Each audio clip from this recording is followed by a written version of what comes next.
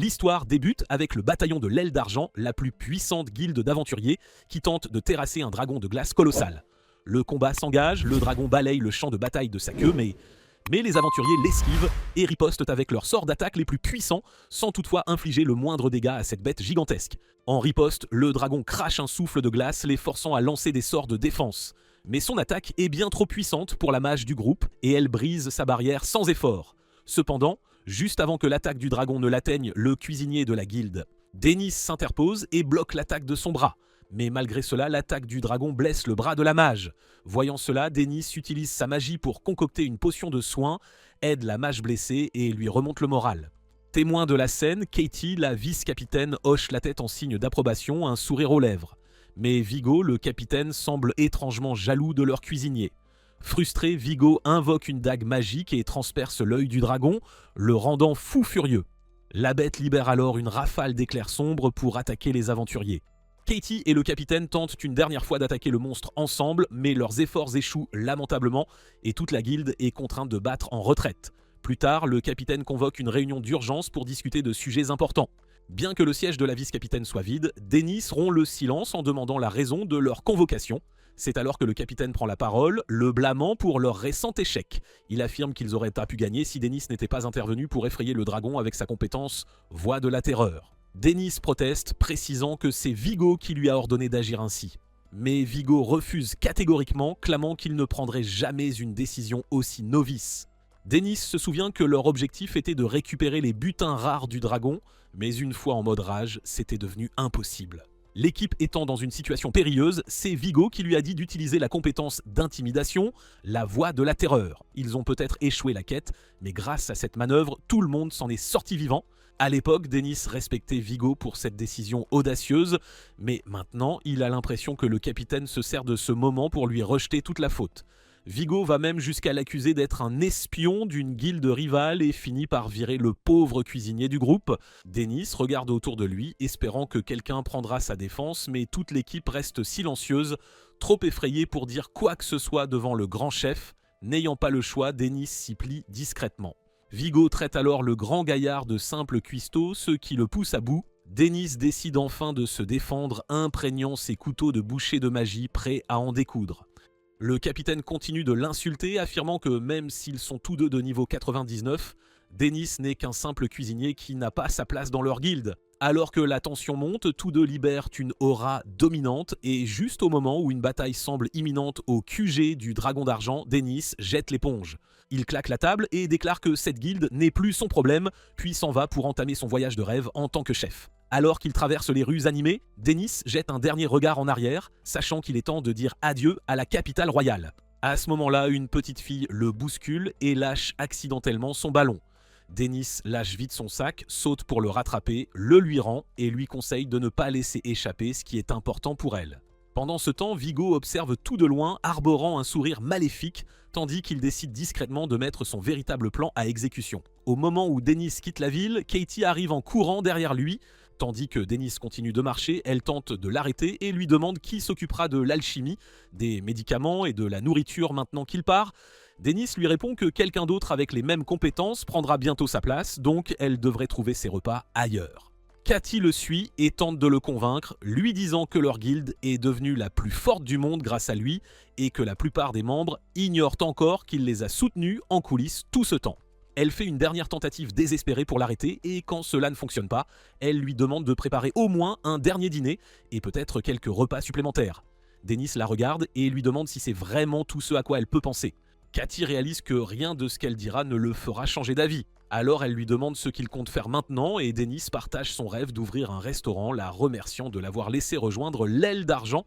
Il se souvient de la jalousie de Vigo envers la proximité de Denis et Katie. Et il semblait toujours intéressé par elle. Denis s'excuse de ne pas pouvoir rester et lui dit au revoir, laissant derrière lui sa vie d'aventurier. L'histoire continue, Denis arrive enfin dans une petite ville où il compte ouvrir son restaurant. Il commence à chercher des fournitures et entre dans une boutique où le propriétaire, Pulvo, tente de lui refourguer un frigo hors de prix, une glacière comme il l'appelle.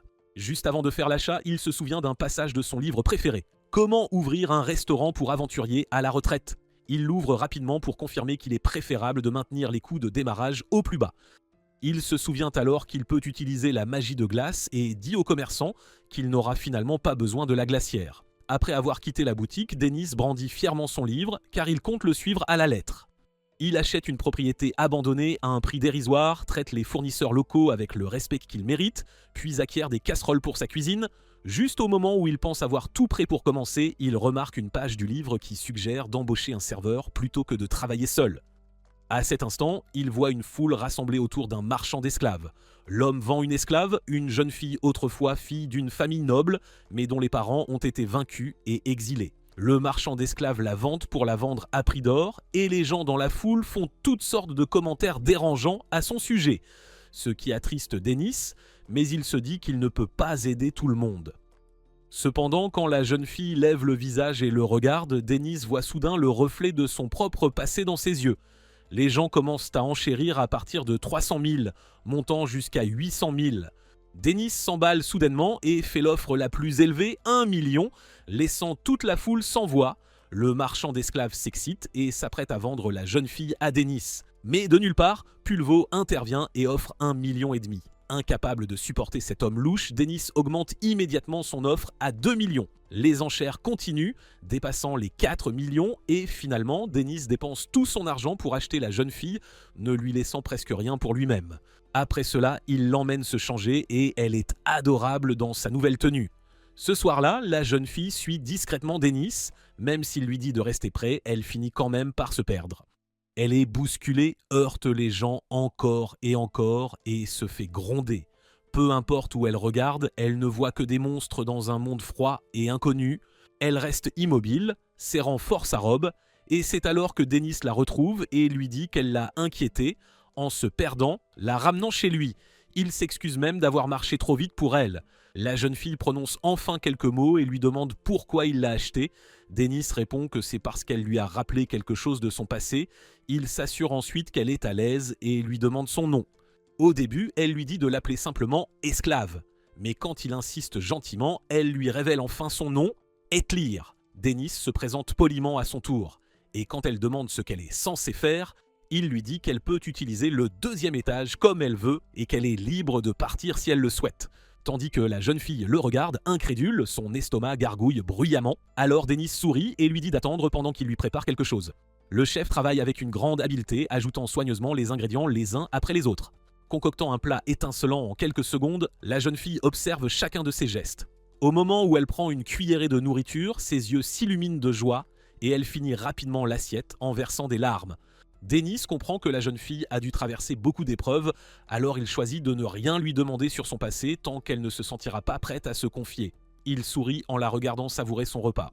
Mais alors qu'il lui demande comment elle trouve ça, Eitlir se gave trop et commence à s'étouffer avec la nourriture, émettant des bruits étranges qui inquiètent Dennis sur ce qui pourrait arriver si quelqu'un les entendait.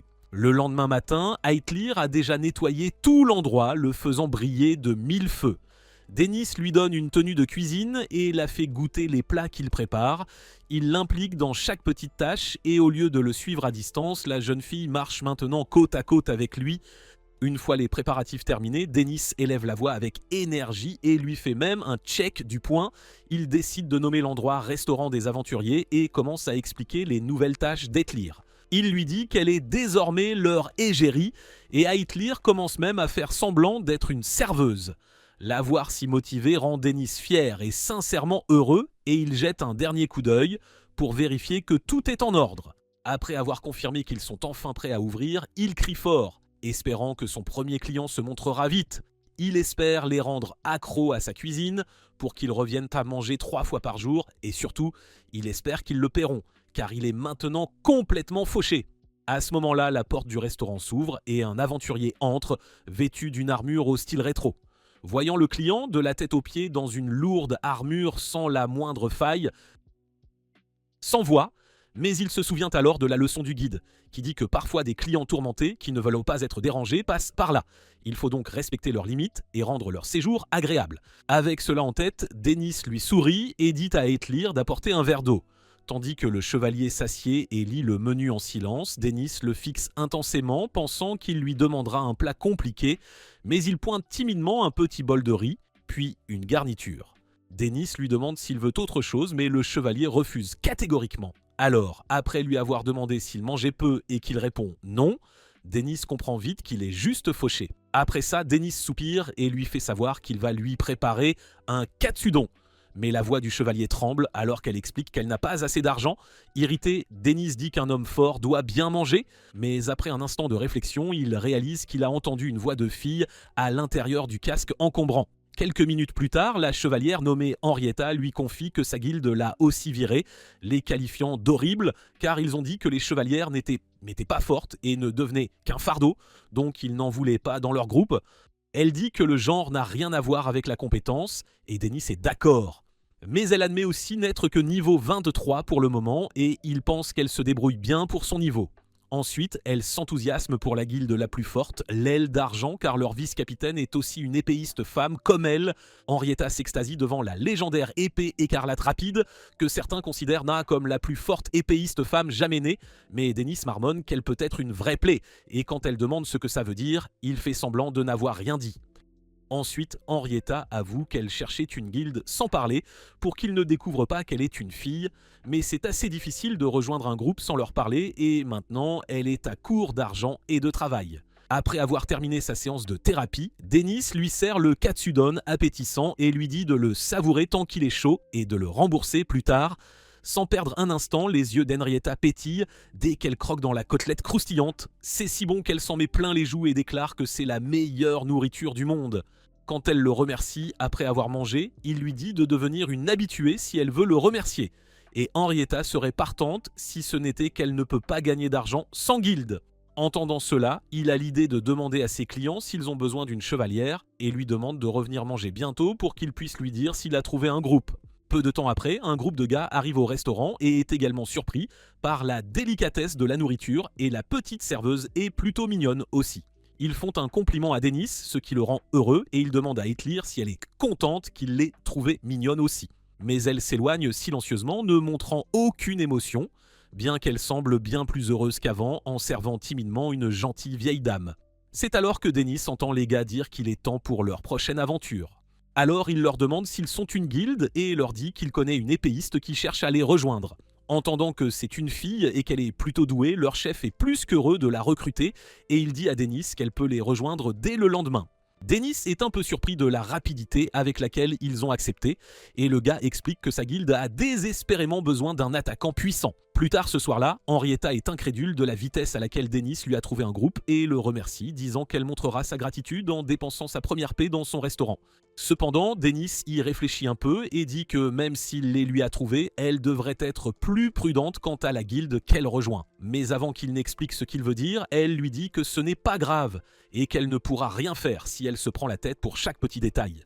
Voyant qu'elle a pris sa décision, il lui sert un autre plat délicieux qui fait fondre toutes les inquiétudes d'Henrietta et elle promet de lui rendre sa gentillesse tout en parlant et en mangeant maladroitement la bouche pleine. Quand elle se demande à voix haute ce qu'elle devrait commander demain, il réalise qu'elle pourrait vraiment manger tous ses repas chez lui. Et sur ce, ils se disent au revoir cette nuit-là pendant que Dennis et Hitler nettoient à l'arrière.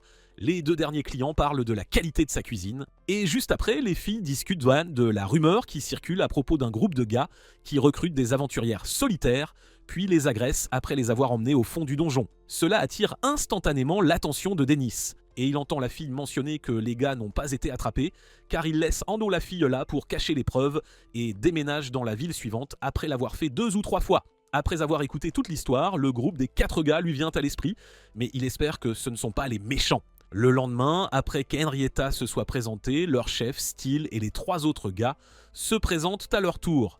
Steele lui dit de rester détendu avec lui comme tout le monde, même s'il est techniquement le chef. Sur ce, il se dirige vers la forêt. Henrietta demande à Steele quelle est la quête et il lui répond que c'est juste une simple requête de collecte.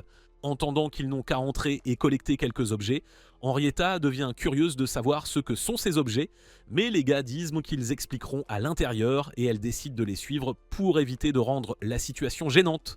À l'intérieur, elle vainc rapidement tous les monstres du premier niveau et les gars lui font plein de compliments, ce qui la fait rougir.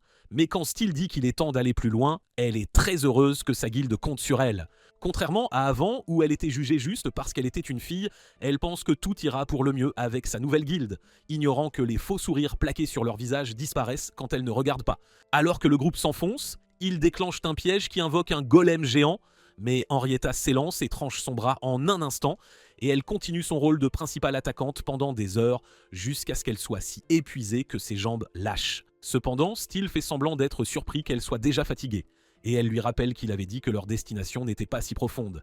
Mais le chef dit qu'ils y sont presque, alors elle se pousse jusqu'à ce qu'ils atteignent une mine de cristaux.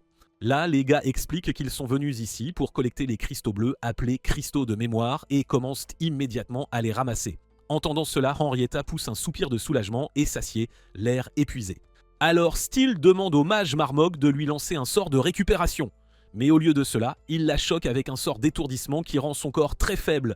Et quand elle essaie de saisir son épée, Steel lui piétine la main et la repousse du pied. Henrietta réalise vite qu'elle a été étourdie alors que Steel lui marche dessus et la remercie platement. Mais Marmok la défend et dit que c'est parce qu'elle est si bête qu'ils vont se faire de jolis souvenirs avec elle. La regardant avec des yeux dégoûtants, Steel dit que les épéistes femmes sont le meilleur type de proie car elles ont de beaux corps et lui annonce la bonne nouvelle qu'il la laissera partir après que sa bande se soit amusée pendant 1 heure. Marmok lui souhaite bonne chance pour être secourue car elle ne pourra pas revenir sous l'effet de son étourdissement. À ce moment-là, Henrietta regrette de ne pas avoir écouté les conseils de Dennis et d'avoir été plus prudente quand elle a remarqué que le groupe agissait de manière louche. Puis ils commencent à lui retirer son armure lourde pièce par pièce et Steel lui fait bien comprendre que personne ne viendra la chercher. Peu importe combien elle crie, et juste au moment où elle perd tout espoir, les gars remarquent un bruit étrange qui pourrait être un autre groupe. Dès que Steel ordonne à Hand-Dog d'aller voir, un rocher géant arrive en volant et le percute de plein fouet. Les gars regardent, confus, le monstre avec 2 couteaux de boucher et un sac sur le visage. Le cœur battant, ils se demandent si c'est un monstre ou un gros balèze flippant avec de grands couteaux de cuisine. Mais Steel ordonne vite à Marmok de lancer un sort de détection pour trouver une faiblesse, pris de panique. Son sort échoue et il réalise que le niveau du boucher est trop élevé pour qu'il puisse trouver une faiblesse. Alors que Steel trouve cela incroyable, le boucher apparaît derrière lui et un seul coup de couteau envoie l'homme voler contre le mur, laissant les autres tremblants. Il tente de s'échapper, mais le boucher leur donne la raclée qu'il mérite, tandis qu'Henrietta se demande qui est ce chef étrangement doué qui la sauve, puis elle s'évanouit. Plus tard, ce soir-là, elle raconte à Dennis tout ce qui s'est passé, qu'elle s'est réveillée dans la salle d'attente de la guilde et dit qu'elle n'a pas pu remercier son héros musclé au coup près. Elle admet que tout cela ressemblait à un rêve.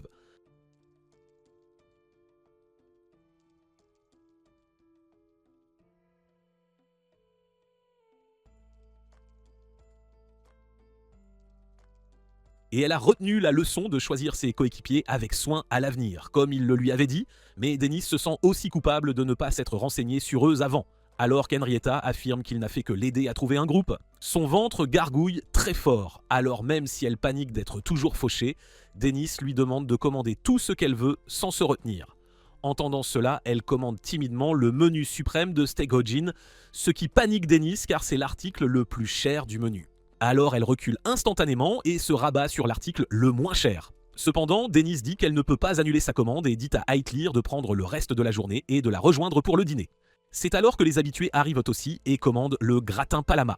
Après quelques instants de cuisson précise, Dennis sert le suprême steak Hojin, faisant sourire Henrietta et Heitlir de pur bonheur. Les filles lui demandent alors pourquoi il était fermé ces 2 derniers jours, car c'est pas top pour un nouveau resto comme le sien, n'est-ce pas ? Il explique qu'il avait des affaires importantes, un peu mystérieuses. Curieuse, Henrietta remarque qu'il ressemble étrangement à son héros, de dos, mais avant qu'elle ne puisse poser la question, un autre client entre. Le lendemain matin, Henrietta parle sans arrêt. Quand elle pose enfin une question à Dennis, il répond qu'il ne pensait même pas qu'elle s'adressait à lui. Puis, il change habilement de sujet et lui demande ce qu'elle désire manger. Elle choisit le ramen de sorcellerie et le chef se met vite au travail. En préparant le plat, il avoue qu'il écoutait en fait tout le temps, puis il ramène la conversation à sa question. Pourquoi veut-elle cacher son genre ? Henrietta n'a pas de réponse. Dennis lui dit de suivre son instinct, puis lui présente le bol fumant de ramen de sorcellerie qu'elle a commandé. Henrietta prend discrètement son conseil à cœur et se lève de sa chaise. Elle demande à emprunter l'arrière-salle un instant et y retire rapidement toute son armure. Quand elle revient, elle porte une tenue complètement différente. En marchant, elle pense à la façon dont les gens oublient souvent qui ils sont. Mais au lieu de tomber dans ce piège, elle comprend maintenant qu'être elle-même est bien plus agréable. Même Heitlir hoche la tête en signe d'approbation pour sa nouvelle tenue, ce qui fait rougir Henrietta d'excitation. Elle commence alors à manger, savourant chaque bouchée. Denis la regarde avec un sourire, ravi de la voir si excitée. Mais il pose soudain une question. Cherche-t-elle à rejoindre un groupe ? Il lui rappelle qu'une fois son repas terminé, elle devra trouver un emploi et commencer à régler son ardoise, qui commence à être salée. Dès qu'Henrietta entend que le chef tient une ardoise, elle pète un câble et fait un scandale monstre. Pendant que le chaos règne, la porte s'ouvre et un aventurier tout pimpant entre, s'installe calmement et se cache derrière le menu, prêt à commander. Denise jette un coup d'œil au nouveau client, perplexe, ne sachant pas si c'est un beau garçon ou une jolie fille. Quand le client demande ce qui est bon ici, Denise répond avec assurance que tout est à la hauteur, sans exception. Mais cette réponse vague ne fait que compliquer le choix des clients. Après une brève plainte, le chef recommande le Vritra Katsudon, mais le client refuse aussitôt, disant qu'il n'est pas d'humeur pour du riz. Henrietta intervient avec quelques suggestions, commençant par ses pâtes préférées, puis passant au kelpai udon. Mais rien ne semble intéresser le client. Voyant cela, Denis s'agace de plus en plus, sa patience commençant à s'épuiser. Henrietta intervient à nouveau, cette fois pour calmer le chef, expliquant que les jeunes peuvent être assez indécis parfois. Juste à ce moment, Heitlir s'approche du client et suggère du riz frit s'il n'arrive vraiment pas à se décider. Le client aux cheveux bleus accepte la suggestion et commande du riz frit, ce qui fait sourire Denis alors qu'il retourne en cuisine. Il prépare le plat avec sa finesse habituelle, le cuisant à la perfection et le garnissant de quelques crevettes. Dès que le client goûte la première cuillerée, il s'arrête émerveillé, fondant complètement sous la saveur riche et délicieuse. Tandis que le garçon continue de manger, Denis évoque ce qu'il a remarqué plus tôt. Le client était entré en soupirant, l'air d'avoir besoin de parler à quelqu'un. Le garçon répond que ce n'est rien de particulier et Denis lui dit que c'est bon s'il n'a pas envie de partager. Pourtant, le garçon décide de se confier et dit que le vrai problème, c'est le niveau lamentable des gens autour de lui. Ces mots laissent de tout le monde, y compris Denis, stupéfait car le garçon dégage une aura de quelqu'un qui adore se vanter. Le nouveau venu demande ensuite à Denis s'il veut entendre ce qu'il voulait dire et même si Denis refuse, le garçon commence à parler quand même. Il explique que les gens autour de lui ont un état d'esprit faible et ne cherchent qu'à être loués plutôt que de se dépasser pour devenir un groupe d'élite. Denis regarde Henrietta et lui dit d'avoir un peu de honte, tandis qu'Henrietta fronce les sourcils et se plaint que le chef est parfois bien trop impoli. Avant qu'il ne puisse le continuer, le nouveau garçon claque ses mains sur la table et se lève, voulant clairement que tout le monde l'entende, hurlant qu'il ne supporte pas ces aventuriers démotivés et trouve ce genre d'attitude impardonnable. Il recommence à bluffer et dit que quand il a parlé comme ça à son groupe, ils l'ont viré, ce qui met Denis mal à l'aise, se demandant pourquoi son restaurant attire toujours des marginaux de partout. C'est un vrai aimant à cas sociaux. Henrietta répond qu'elle n'en a aucune idée non plus, mais le garçon continue de parler, déclarant avec assurance qu'il deviendra bientôt assez fort pour rejoindre Vendargent et finir comme leur sorcier le plus puissant. Denis lui conseille d'être prudent ou il pourrait finir seul, et une fois que le garçon a fini de manger, il paie et part, se présentant comme Vivia Strange et disant qu'il commandera du riz frit aux crevettes la prochaine fois. Le garçon réapparaît pour un autre repas et passe sa commande aussitôt. Comme d'habitude, il parle sans arrêt et annonce qu'il a décidé de rejoindre le groupe le plus fort du coin, appelé la troupe du brouillard nocturne. Il se vante d'avoir de nombreuses compétences avancées et affirme qu'il ne faudra pas longtemps avant qu'il n'intègre Vendargent. Denis apporte bientôt la nourriture et le garçon continue de fantasmer sur son avenir avec Vendargent, tandis que Denis espère secrètement que le gamin trouvera un groupe fiable qui l'aidera vraiment à devenir un aventurier digne de confiance. Denis l'interroge ensuite sur sa première quête et le garçon explique qu'il collecte des matériaux de synthèse gustative quelque part autour du 5e étage. En entendant cela, Denis est un peu mal à l'aise, alors il utilise sa compétence de recherche et découvre que le garçon n'est que de niveau 17.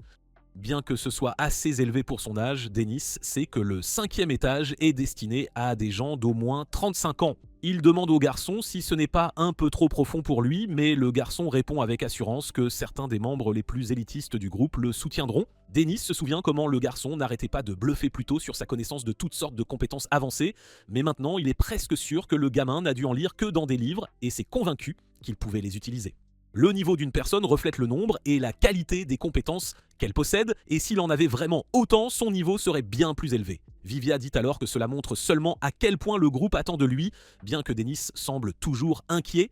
Le garçon ajoute rapidement qu'un chef comme lui ne comprendrait pas, puisqu'il n'a probablement jamais mis les pieds dans un donjon. Alors monsieur le chef joue le jeu, même si la dernière fois qu'il y est allé, c'était jusqu'au 37e étage. Un petit détail, n'est-ce pas ? Avant de partir, le garçon dit qu'il reviendra la prochaine fois pour du riz frites au crabe. Quelque temps plus tard, Eitlir et Dennis partent faire des courses, la petite fille adorable comptant soigneusement les œufs et la viande pour s'assurer qu'il n'oublie rien. Pendant qu'elle reste concentrée sur les courses, Dennis semble perdu dans ses pensées et s'inquiète pour Vivia, qui doit avoir atteint le 5e étage maintenant. Il se demande si c'était une erreur de laisser le garçon partir et s'il aurait dû l'arrêter coûte que coûte, mais finit par chasser cette pensée. Eitlir tire sur ses vêtements et dit qu'elle espère que Vivia est en sécurité.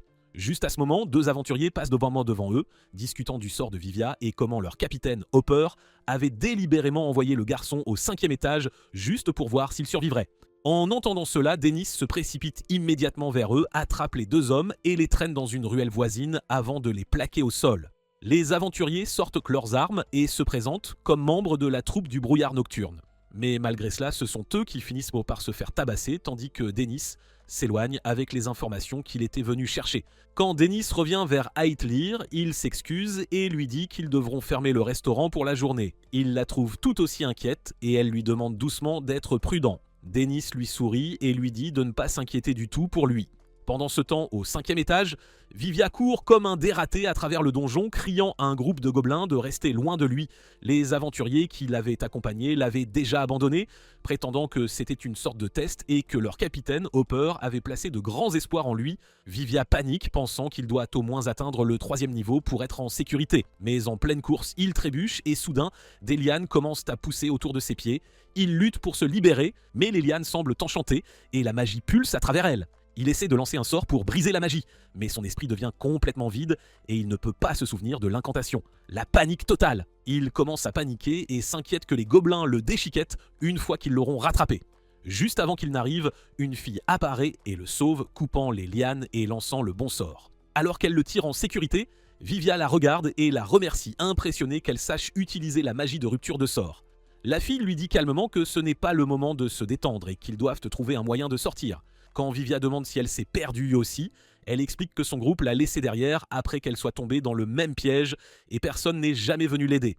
Puis elle lui dit qu'ils devraient attendre ensemble au cas où quelqu'un viendrait le secourir. Mais Vivia admet doucement que personne ne viendra le chercher non plus. Alors qu'ils sont assis et discutent, les 2 réalisent lentement à quel point ils se ressemblent. Juste à ce moment, les gobelins s'approchent et Vivia essaie immédiatement d'agir en héros, partageant son plan de servir d'appât pour que Cynthia ait le temps de s'échapper. Bien qu'elle proteste et l'exhorte à attendre de l'aide, il insiste sur le fait qu'il lui doit la vie et s'enfuit avant qu'elle ne puisse l'arrêter. Alors qu'il fait face aux gobelins, il crie qu'il veut qu'elle soit celle qui survive, puis se jette devant les monstres. Il se force à rester calme, espérant que Cynthia s'échappe en toute sécurité, et lance un sort défensif appelé Paume pour retenir les gobelins. Le sort fonctionne un instant, mais les créatures finissent par percer et se précipitent vers lui. Juste à ce moment, Dennis apparaît portant un masque de fortune et utilise une de ses compétences pour piéger les gobelins dans une marmite. Vivia hurle de choc, le pointant du doigt et le traitant de monstre tout en lançant son sort de paume à répétition en pure panique. Dennis le réprimande et Vivia réalise enfin que l'homme masqué est Dennis. Dennis arrache le masque et demande à quoi bon le porter avant de donner une tape sur la tête de Vivia qui a fait un coup suicidaire juste devant les gobelins.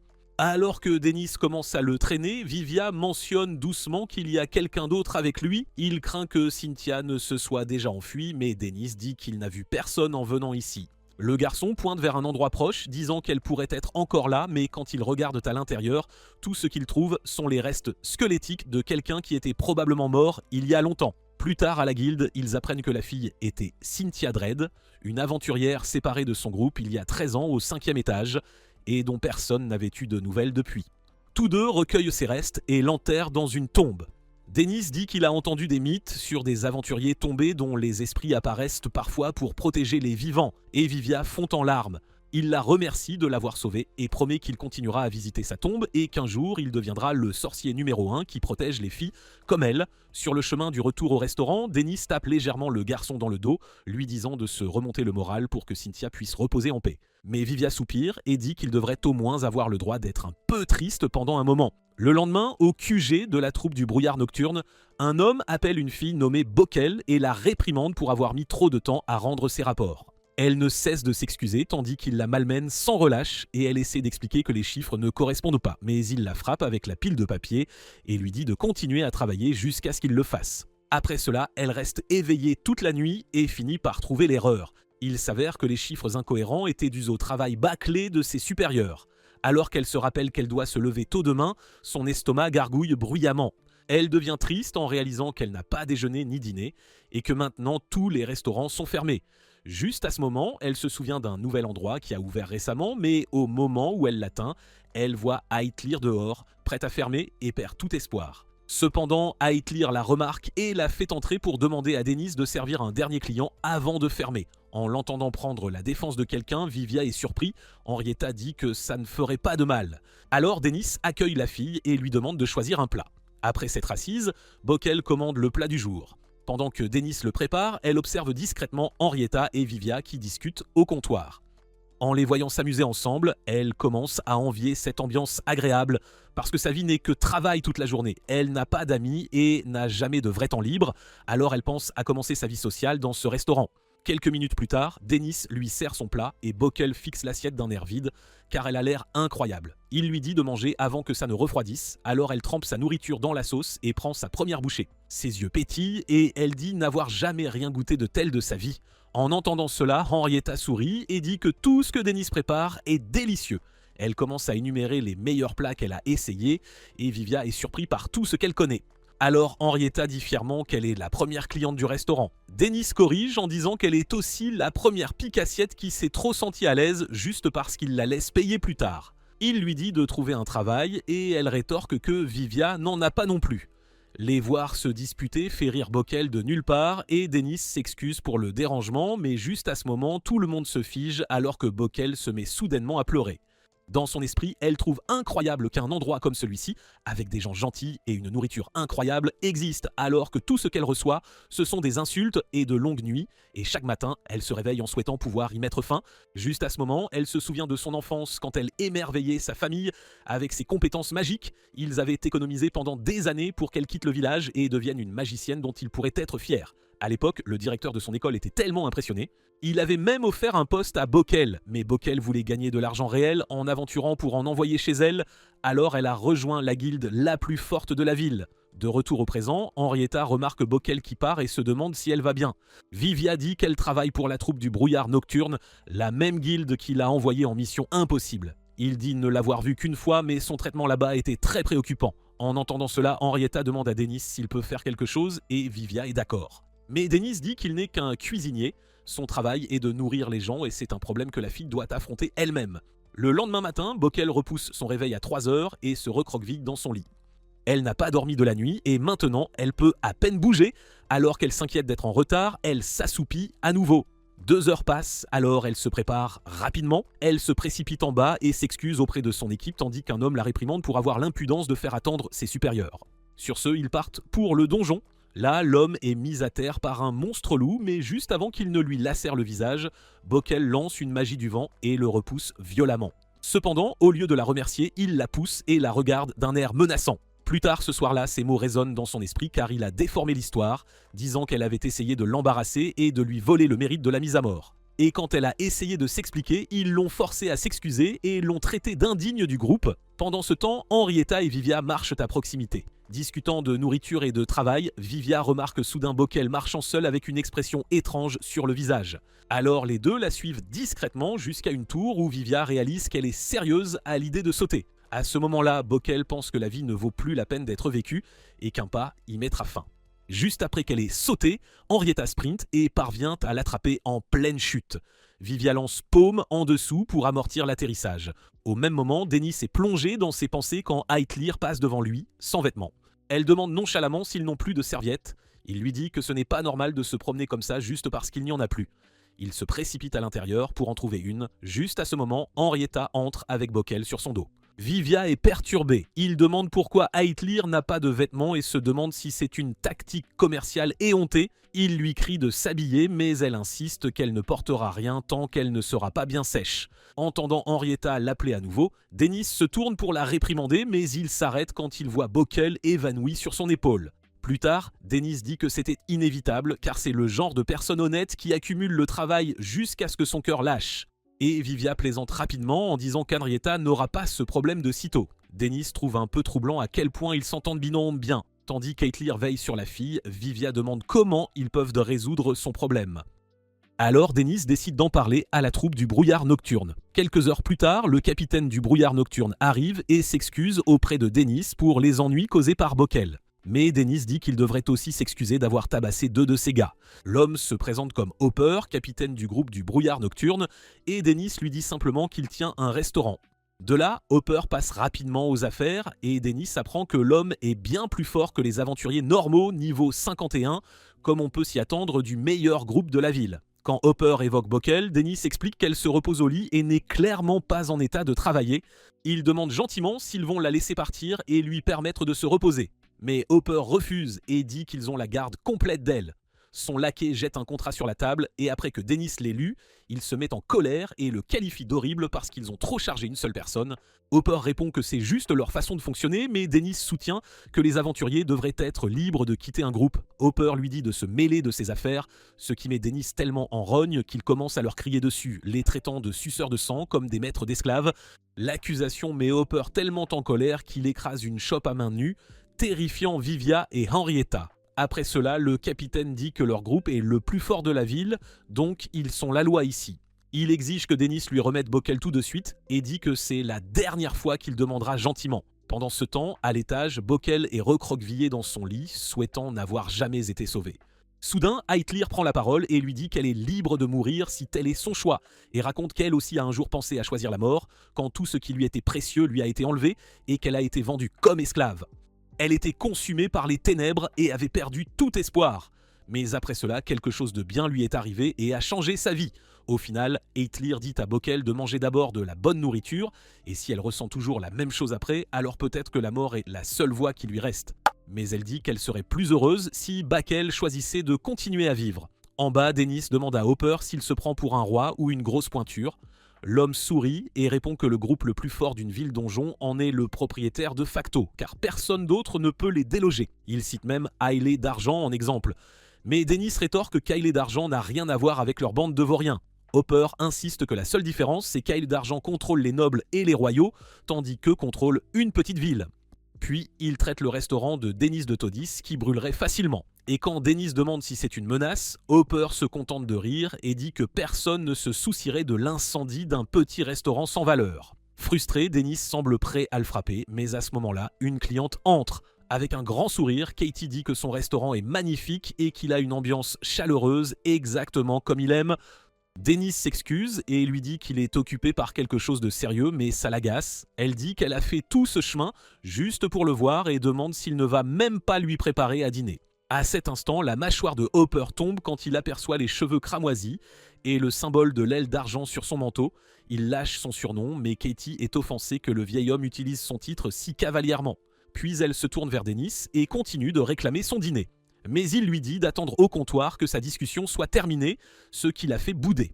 Dennis se tourne vers Hopper pour répéter qu'il ne veut pas se battre et demande s'il y a un moyen de laisser Bockel quitter la troupe pacifiquement. Avant que Hopper ne puisse répondre, Katie crie qu'elle veut prendre.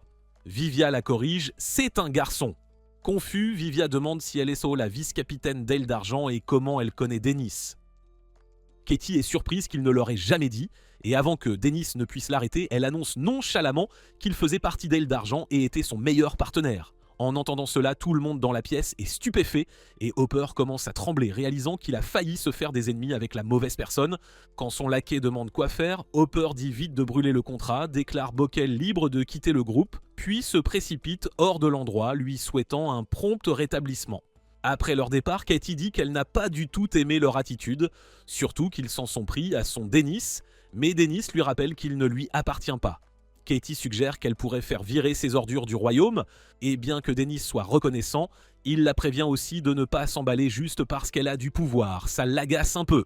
Mais son bon cœur est aussi ce qu'elle aime le plus chez lui. Tandis qu'Henrietta et Vivia observent en silence, Dennis demande à Katie ce qu'elle veut manger. C'est alors qu'Aitlir arrive avec Bockel et commande le plat du jour.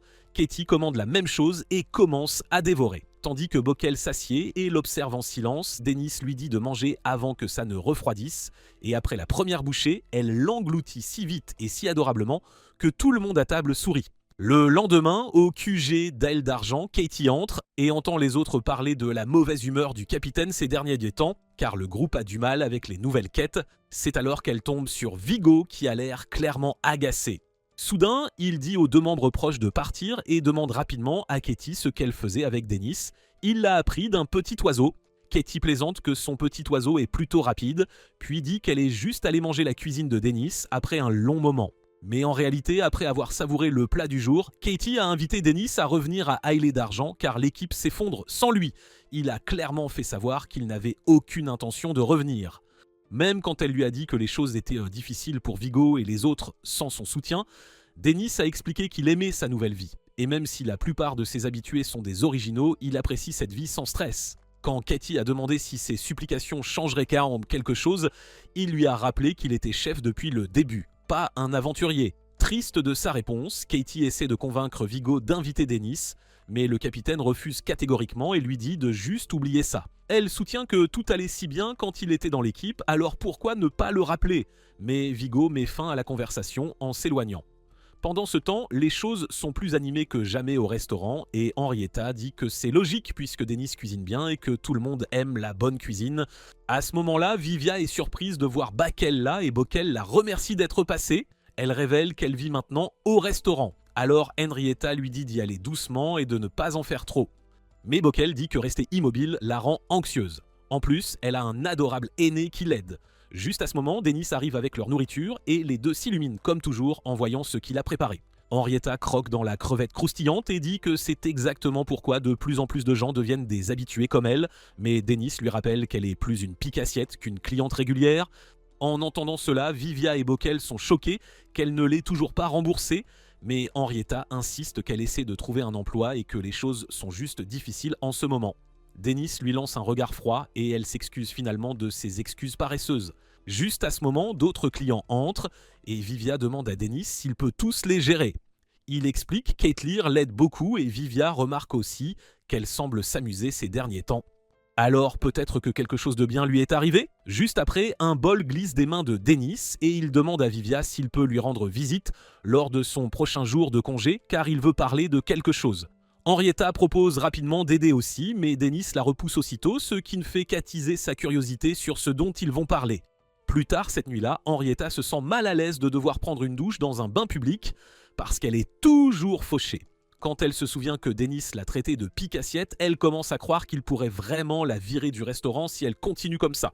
Alors elle décide d'agir avant qu'il ne soit trop tard. Pendant ce temps, lors du prochain jour de congé de Vivia, Dennis le fait enfin s'asseoir et lui avoue qu'Eithlir a maintenant un petit ami et Vivia est choquée que ce soit de ça que Dennis voulait parler. Dennis explique qu'il lui a donné de l'argent de poche ces derniers temps, mais maintenant elle s'éloigne toute seule. Il dit qu'il était mort d'inquiétude de savoir où elle allait jusqu'à ce qu'il la voie se promener avec un type. Vivia pense que c'est bien qu'elle se fasse des amis, mais Dennis claque la table et dit que c'est bien pire s'ils sont plus que des amis.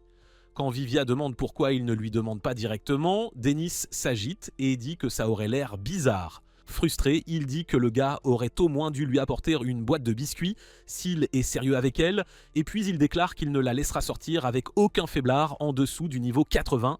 Soudain, Eithlir apparaît derrière lui et tire sur sa chemise, demandant de quoi il parle, ce qui fait paniquer Dennis. Vivia le couvre rapidement en disant qu'il est venu apprendre à cuisiner et Dennis lui fait un pouce levé pour le sauvetage éclair. Juste à ce moment, Eithlir dit qu'elle veut aussi apprendre à cuisiner, ce qui rend Dennis heureux, et il lui dit de se laver les mains avant de commencer.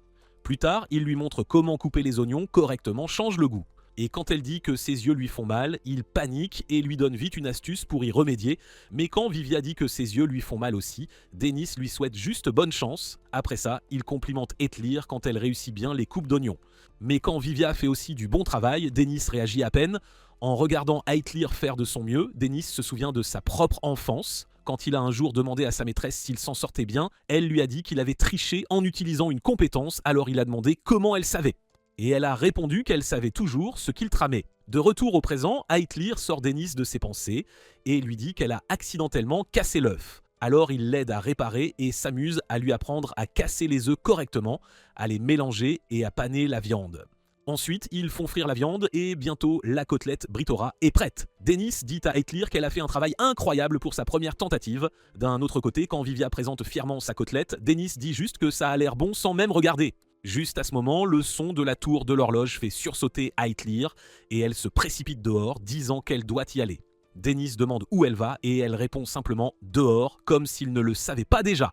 En la voyant partir, Vivia se demande si elle va retrouver son petit ami, ce qui fait paniquer Dennis à nouveau. À cet instant précis, Bockel sort de sa chambre et Dennis lui dit rapidement de finir les 2 bols, puis d'aller faire les courses car il a quelque chose d'urgent à régler avec Vivia qui ne veut clairement pas y aller. Au même moment, Bockel a l'air mal à l'aise car elle ne se sent pas en confiance pour faire les courses seule. C'est alors qu'Henrietta apparaît juste à temps et annonce fièrement qu'elle a passé un examen de placement de groupe. Mais Dennis l'ignore et demande si elle peut aider Bockel à faire les courses. Henrietta accepte joyeusement et Dennis leur dit qu'il compte sur elle avant de s'élancer à toute vitesse, laissant les filles se demander ce qui ne va pas. En ville, Vivia essaie de convaincre Dennis d'arrêter car il ressemble clairement à des harceleurs, mais Dennis balaye ça d'un revers de main, disant qu'il est son tuteur. Vivia dit qu'il devrait juste aller la voir alors, au lieu d'agir comme un pervers. Juste à ce moment, Dennis attrape Vivia par la tête et pointe du doigt le garçon qui ose charmer sa douce fille. Vivia dit qu'ils ne savent toujours pas si c'est juste un ami, mais quand le garçon l'emmène dans une bijouterie, Dennis perd la tête, pensant qu'elle va en ressortir avec une bague de fiançailles et que c'est bien trop tôt pour ça. Au début, Vivia demande s'il devrait en entrer, mais après avoir vu Dennis craquer mentalement, il a une meilleure idée. Pendant ce temps, Henrietta est assise seule à proximité, l'air inquiète. Alors Bockel lui demande ce qui ne va pas. Elle admet qu'elle doit gagner de l'argent rapidement avant que Dennis ne commence à la détester. Et quand Bockel l'interroge sur son salaire de petit boulot, elle dit que tout part dans la réparation de son équipement et l'achat d'objets de soins parce qu'elle se blesse toujours. Elle dit que son argent disparaît, peu importe à quel point elle travaille, et c'est logique puisqu'elle est le tank. Henrietta dit qu'elle essaie de trouver un autre moyen de le rembourser et Bockel promet de la soutenir quoi qu'il arrive, ce qui la réconforte. Juste à ce moment, elles entendent 2 gars parler d'une rumeur selon laquelle le capitaine de Brume Nocturne a été humilié par un restaurateur qui était autrefois avec Aël d'Argent. Ils se demandent si Brume Nocturne va essayer de se venger. Pendant ce temps, Dennis est toujours confus quant à la raison pour laquelle le plan génial de Vivia implique un mégaphone. Vivia explique que l'appareil est enchanté de magie pour porter les voix sur une longue distance. Dennis ne comprend toujours pas en quoi cela aide, alors Vivia dit que c'est là qu'un mage génial comme lui intervient.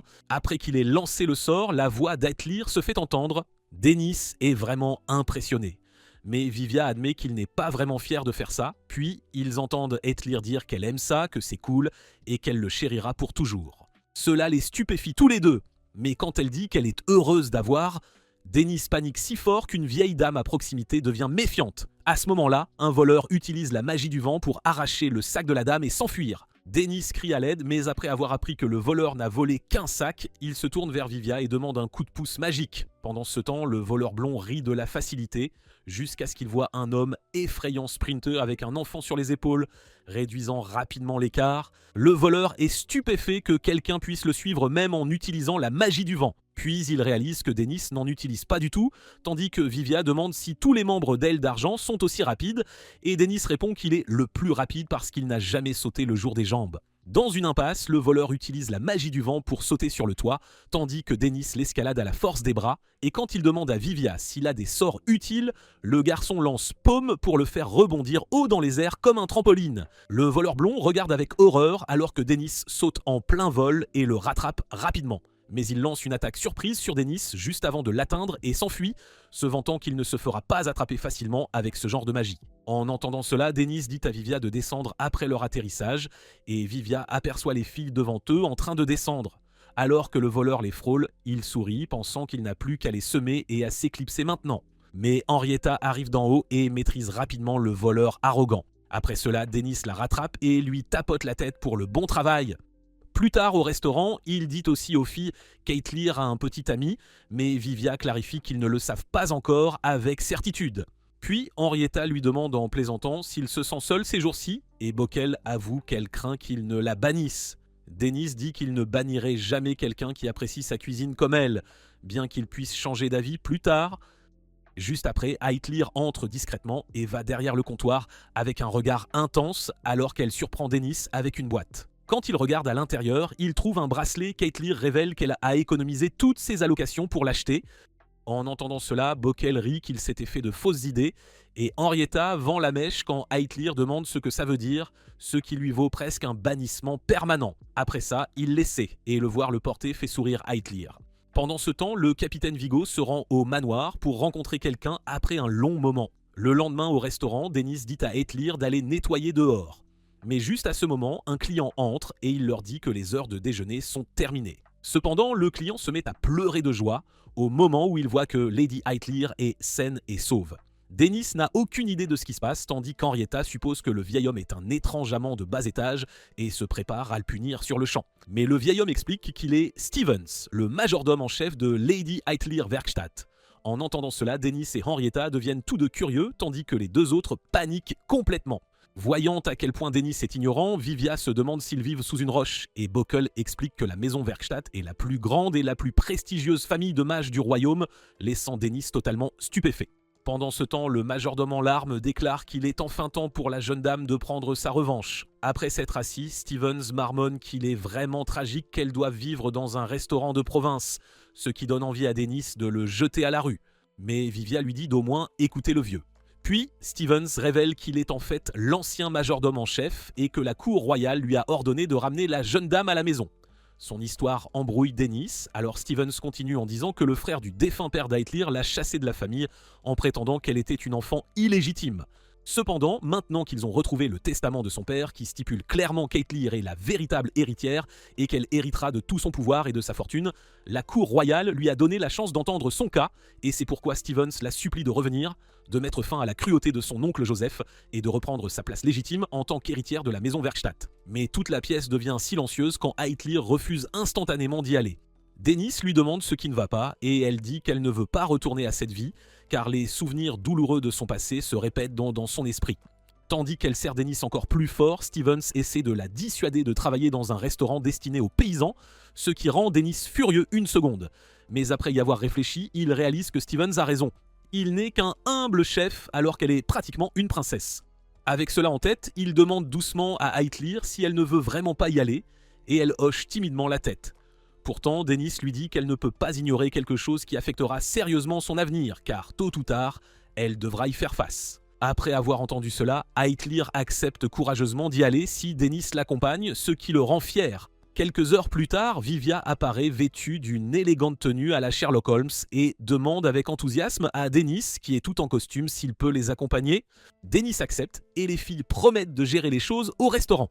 Juste à ce moment, Heitlir sort dans une robe bleue et tout le monde s'extasie sur son adorable apparence. Dennis dit qu'il est temps de partir, mais Heitlir dit doucement qu'elle ne veut pas y aller, même si elle sait qu'elle doit, puis commence à répéter sans cesse qu'elle ne veut vraiment pas y aller, ce qui rend Dennis fier car c'est la plus longue phrase qu'elle ait prononcée de tout le mois. Tandis qu'il lui tapote la tête et l'assure qu'il est toujours à ses côtés, Stevens demande à la jeune dame si elle et ses serviteurs sont prêts, ce qui énerve vraiment Dennis même s'il sait qu'il est en dessous d'elle en statut. Sur ce, ils partent et les filles leur souhaitent joyeusement un bon voyage. Après avoir parcouru une certaine distance en calèche, ils arrivent enfin à la capitale et Vivia regarde par la fenêtre, fixant la ville comme un gamin de la Cambrousse. Pendant ce temps, Dennis se sent mal à l'aise de revenir dans la capitale, mais Vivia le sort de ses pensées juste au moment où il passe devant le restaurant de Black, réputé comme le meilleur de la capitale royale, et bien que Dennis veuille s'arrêter et saluer son vieil ami, il sent qu'il ne peut plus lui faire face. Plus tard, ils arrivent à la maison Werkstatt, où l'officier juridique les accueille et se présente comme le responsable de leur affaire, et Dennis se présente comme le tuteur d'Heitlir. Après cela, ils entrent, où Sestipich explique qu'il devra tester le sang de la jeune dame. Heitlir manque de s'effondrer sur place en voyant la seringue dans la main de Stevens. À mesure qu'elle s'approche, elle répète sans cesse que c'est trop effrayant, comme un disque rayé, et la seconde où elle lui pique le bras, elle s'affale comme un ballon qui a perdu tout son air. Tandis que Dennis la porte dans ses bras, Sestipich dit qu'ils se dirigeront ensuite vers la salle d'audience. Mais Dennis la dépose dans les bras de Vivia et dit à l'avocat qu'il veut mieux comprendre sa situation pour voir comment il peut l'aider. Sestipich accepte et explique que son père, Sir Famas, était un expert en magie d'hypnose et que certains types uniques de magie ne se transmettent que par les lignées sanguines. En entendant cela, Dennis réalise qu'Heitlir a hérité du même pouvoir de contrôler les esprits et Sestipich poursuit en disant que son père a sauvé de nombreuses vies grâce à son don. Mais son frère l'a empoisonné par jalousie pour lui voler sa belle épouse et sa position de chef. En même temps, il a faussement étiqueté la jeune dame comme une enfant illégitime pour ruiner sa réputation si gravement qu'elle ne pourrait jamais s'en remettre. Cependant, Sir Falmas était astucieux et il a laissé un testament. C'est pourquoi la cour royale a autorisé un test sanguin utilisant un objet magique pour prouver son statut de véritable héritière. Puis, l'homme met d'abord une goutte de son sang dans le globe magique, puis ajoute une goutte du sang de Sir Falmas, que la cour royale a gardé en sécurité tout ce temps, et explique que le cristal en forme de fleur qui se forme à l'intérieur est la preuve qu'ils sont liés par le sang. Après cela, il répète le test en utilisant le sang de sa mère, Elisa, et le résultat est le même, confirmant qu'Eithlir est sans aucun doute leur fille. Voir cette preuve solide rend Denys et Vivia heureux, mais Eithlir a toujours l'air triste. Plus tard au tribunal, le juge ouvre les débats en présence des deux parties, et l'oncle d'Eithlir, Sir Joseph, commence immédiatement à lancer des piques à Denys. Denys se souvient que Sir Joseph est l'un des clients du capitaine Vigo et dit à l'homme qu'il paiera pour s'être mêlé de sa petite fille. À ce moment, le juge réprimande Denys, l'appelant Denys Blacks, et Vivia, l'oreille fine, note ce nom si célèbre. Ensuite, la séance s'ouvre, le juge lit le testament de Sir Falmas. Lady Eithlir, née de son épouse, est la seule héritière légitime de la famille, destinée à recevoir fortune et pouvoir. Son frère, Sir Joseph, n'aura que les livres et les savoirs secrets. Un noble bedonnant se lève, admet qu'elle est la fille de Sir Falmas, mais la juge indigne d'hériter, sa mère n'étant qu'une maîtresse de Baran. Sestipiche rétorque aussitôt que ces balivernes sont précisément la raison de leur présence. Prélever le sang de la jeune femme pour prouver sans conteste la validité du testament. Mais Sir Joseph, un sourire narquois aux lèvres, déclare que c'est une perte de temps, ce qui met Denys en rage. Le grand docteur s'approche d'Eithlir, la terrifiant au point qu'elle s'accroche à la manche de Denys, qui la réconforte doucement pendant que le médecin prélève son sang. Ensuite, le juge demande à chacun de tirer un bâtonnet du pot pour désigner qui utilisera l'objet magique, évitant ainsi toute tricherie. Fixant le pot avec intensité, Denys tire le premier bâtonnet, mais ce n'est pas le rouge. Chacun tire son tour et c'est Stevens qui est désigné. Le vieux majordome, tremblant et suant à grosses gouttes, monte les marches. Il dépose d'abord le sang d'Eithlir, puis celui de son père, et le cristal confirme la correspondance.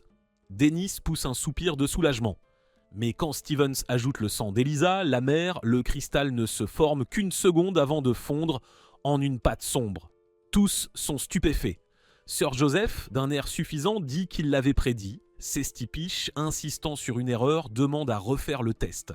Mais le juge refuse. Sir Joseph déclare que cela prouve que la naissance d'Eithlir fut une erreur de son frère, ce qui la dévaste. Le juge tranche alors, le testament n'est qu'à moitié vrai. Sir Joseph héritera donc de la fortune et du pouvoir de la maison Werkstatt, tandis qu'Eithlir pourra hériter des livres et des savoirs magiques. En entendant cela, Sir Joseph sourit et dit qu'il accepte volontiers, car cette disgrâce familiale reste la fille de son frère. À cet instant, Denys remarque que Stevens cache secrètement une blessure avec un tissu.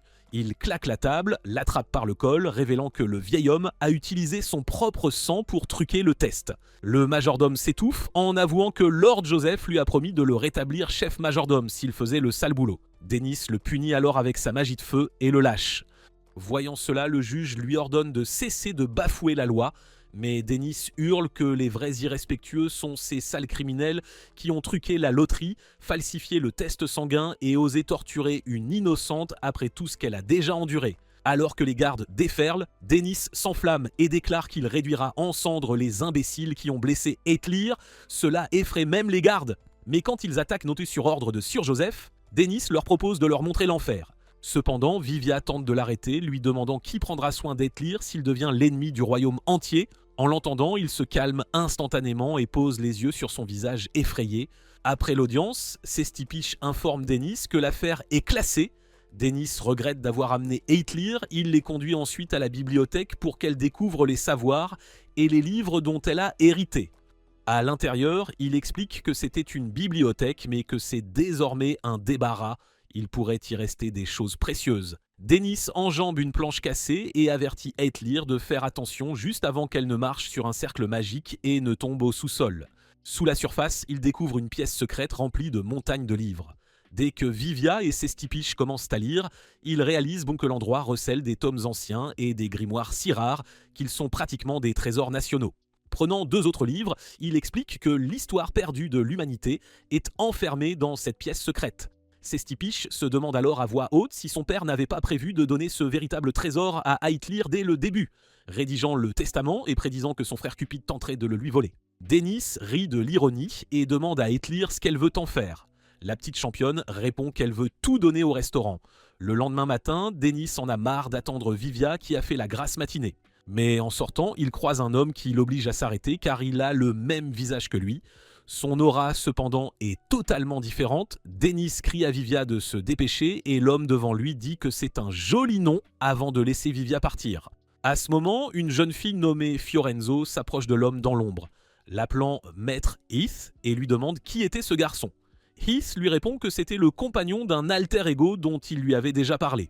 Quelques jours plus tard, Bockel gère la file immense devant le restaurant de Dennis. Henrietta et Vivia, comme à leur habitude, savourent dans sa cuisine, mais constatent au compte que l'endroit est devenu très fréquenté depuis que la nouvelle des livres hérités par Aithlir s'est répandue. Les clients, émerveillés par les livres légendaires, deviennent bruyants. Dennis leur hurle de déguerpir s'ils ont fini de manger car il ne tient pas une bibliothèque. Alors qu'il retourne au fourneau, un homme en turban lui demande une faveur. Il a besoin d'un livre car il contient le remède à la maladie de sa femme. En entendant cela, Dennis dit simplement à Aithlir que le monsieur a besoin d'aide. La mignonne servante répond qu'elle fera une exception juste cette fois. Soudain, d'autres demandent aussi s'ils peuvent emprunter, mais Dennis les fait fuir. S'agenouillant devant la jeune femme, l'homme remercie Aithlir pour la faveur et quitte rapidement le restaurant. Dennis voit d'autres clients arriver et se met à cuisiner à toute vitesse avec sa magie, ce qui inquiète Vivia, craignant qu'il ne s'épuise. Mais Dennis pense que c'est nécessaire pour suivre la demande et prépare une table entière de plats en quelques secondes, ce qui émerveille Aithlir. Plus tard, il se remémore le temps où il était seul dans les rues, les orteils gelés sous la pluie froide. À cet instant, il vit une dame laisser tomber son portefeuille. Au lieu de le voler, il s'approcha d'elle et le lui rendit. La dame fut surprise qu'il le restitue alors qu'il en avait plus besoin qu'elle. Après avoir entendu sa réponse innocente, elle le ramena chez elle, où il fut choqué de se voir servir un délicieux repas à table. Dès la première bouchée, sa tristesse s'envola avec sa vie morne et il fut transporté par ce goût incroyable. Le visage souriant de la dame et son toucher chaleureux sont les dernières choses dont il se souvient avant d'ouvrir lentement les yeux, allongé au lit avec une forte fièvre. Il voit tout le monde le regarder, inquiet, lui disant qu'il s'est évanoui soudainement. Il essaie de se lever comme si de rien n'était, inquiet pour le restaurant, mais quand il voit les visages préoccupés et que Bockel lui dit qu'elle a déjà fermé pour la journée, il se recouche et s'excuse. Voyant l'expression triste d'Aithlir, il demande ce qui ne va pas. Vivia explique qu'elle craignait qu'il n'ait attrapé une maladie dangereuse et qu'elle ne le revoie jamais se réveiller. Dennis rit en entendant cela avant de se rendormir aussitôt. Vivia dit au Phoebe que c'est probablement juste un rhume, comme l'a dit le docteur. Mais il pense que Dennis est épuisé par le surmenage, à cause des nombreux clients qui l'ont tenu occupé sans relâche depuis leur retour de la capitale royale. Cela dit, ils décident de le laisser se reposer jusqu'à son réveil et s'en vont. Mais Aithlir reste, tire une chaise près du lit et s'assied silencieusement. Assise sur l'escalier extérieur, Henrietta et Vivia souhaitent pouvoir faire quelque chose pour l'aider. C'est alors que Bockel a la brillante idée de lui préparer du porridge, Vivia acquiesçant que la nourriture est vitale pour une bonne santé. Cette idée enflamme Henrietta qui remet son armure car elle a peur du feu. Puis elle bondit joyeusement à l'arrière pour chercher des ingrédients et en sort une gigantesque tranche de viande qui n'a clairement rien à faire dans un porridge, ce qui inquiète un peu Vivia. Mais quand elle sort son épée pour la découper, il tente vite de l'arrêter avant qu'elle ne coupe l'étagère en deux. Alors que Bockel se dirige vers Aithlir avec plus de glace, elle panique en voyant les deux idiots se disputer et crier. Entendant le bruit, Sestipish arrive, inquiet de ce qui se passe. Pendant ce temps, Aithlir observe Dennis halter, sa fièvre ne montrant aucun signe de baisse. Sa poche de glace tombe. En vérifiant sa température, elle pense que c'est de sa faute s'il est si fatigué, se souvenant qu'il s'est donné à fond pour elle, sachant qu'il serait toujours là pour la protéger. Elle remet la poche de glace et prie pour qu'il se rétablisse vite. Au même moment, Dennis rêve du jour où il a fait une farce à un des chefs et s'est échappé par la fenêtre. Voyant cela, la chef demande ce qui s'est passé. L'homme explique que Dennis a ruiné son chou haché en le réduisant en poudre, affirmant que ce petit morveux faisait ses farces parce qu'il avait oublié qu'il lui devait sa nouvelle vie. Tandis que le petit Dennis jette un œil de l'extérieur, l'homme lui demande de le punir, mais elle lui dit que ça ne sert à rien car c'est le genre d'enfant qui comprendra de lui-même avec le temps, laissant le petit farceur stupéfait. Plus tard, il court, excité, avec ce qu'il croit être le meilleur riz frit qu'il ait cuisiné. L'ayant copié en utilisant sa compétence de désassemblage sur le plat de la chef au restaurant des Blacks, il entre discrètement portant son riz frit qu'il offre à la dame, surprise qu'un si jeune chef ait préparé quelque chose d'aussi appétissant. En entendant cela, il lui offre fièrement une bouchée. Mais dès qu'elle y goûte, c'est si mauvais que ça la rend malade. Les chefs et serveuses accourent de leur vide pour aider et quand la chef demande ce qui s'est passé, l'homme lui dit que Dennis lui a servi du mauvais riz. Regardant le garçon inquiet, elle utilise simplement sa magie pour retirer le tout et dit avec assurance à la dame hésitante de goûter. Tous observent avec suspense. Elle prend une bouchée, surprise par l'excellence du plat, et lui dit que le petit cuisinier a juste oublié un de leurs assaisonnements spéciaux. Plus tard, alors qu'elle est seule en cuisine, Dennis passe, l'air très coupable, et s'excuse d'avoir utilisé la mauvaise compétence sur son riz. Mais elle lui rappelle gentiment l'importance d'utiliser la bonne compétence. À ce moment, il fond en larmes car il était vraiment fier de son riz frit. Elle lui apprend alors à être plus attentif à ses études et à écouter ses aînés. Dennis est tout de même surpris qu'elle ait su qu'il avait utilisé la compétence de désassemblage et qu'elle ait employé sa compétence combinée pour le réparer instantanément. Elle lui dit que ce n'est pas grave et qu'on ne l'appelle pas la légendaire du riz frit pour rien. Quand Dennis entend son titre si cool, il demande s'il peut devenir célèbre comme elle aussi et il se réjouit quand elle confirme. De retour au présent, alors que Vivia demande à Sestipiche pourquoi il est venu, l'homme admet avoir une grande passion pour les savoirs magiques et qu'il y a un livre spécial parmi ceux hérités par Heitlir qu'il voulait absolument lire. Cependant, il réalise que préparer quelque chose pour Dennis est bien plus important. Au moment où Henrietta dit « porridge », il insiste « il faut cuire le riz ». Quand elle répète qu'ils font du porridge, pas du riz, l'homme de culture éduque ses ignorants. Cuire le riz parfaitement est l'étape cruciale pour un vrai porridge. Et c'est pourquoi ils pensent qu'ils doivent d'abord apprendre à cuire le riz avec leur magie. Bockel et Vivia adhèrent vite à l'idée du geek de la magie qui divague sur sa passion pour la magie avant de devenir avocat. Bockel et Vivia comprennent l'importance de maîtriser la magie du feu avec une précision chirurgicale pour cuisiner, mais il y a un hic.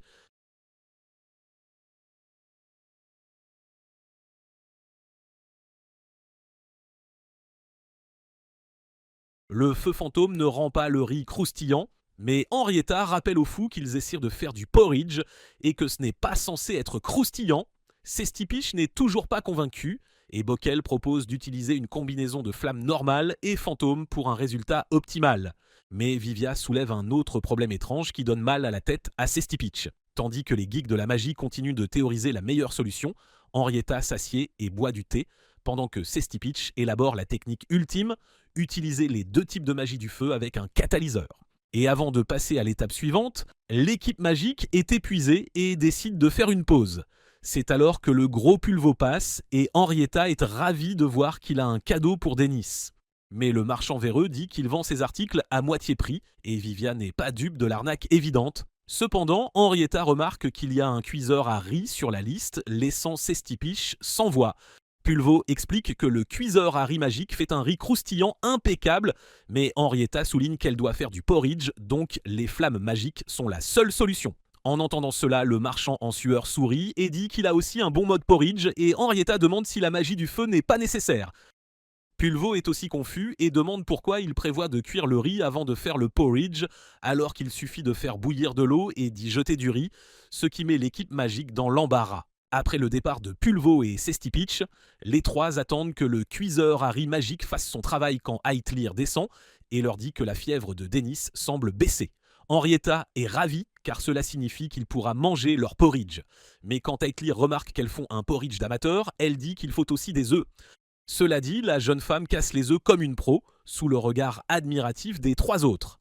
Tandis qu'elle bat les œufs, Bockel confie n'avoir jamais mangé d'œufs sucrés et Henrietta acquiesce.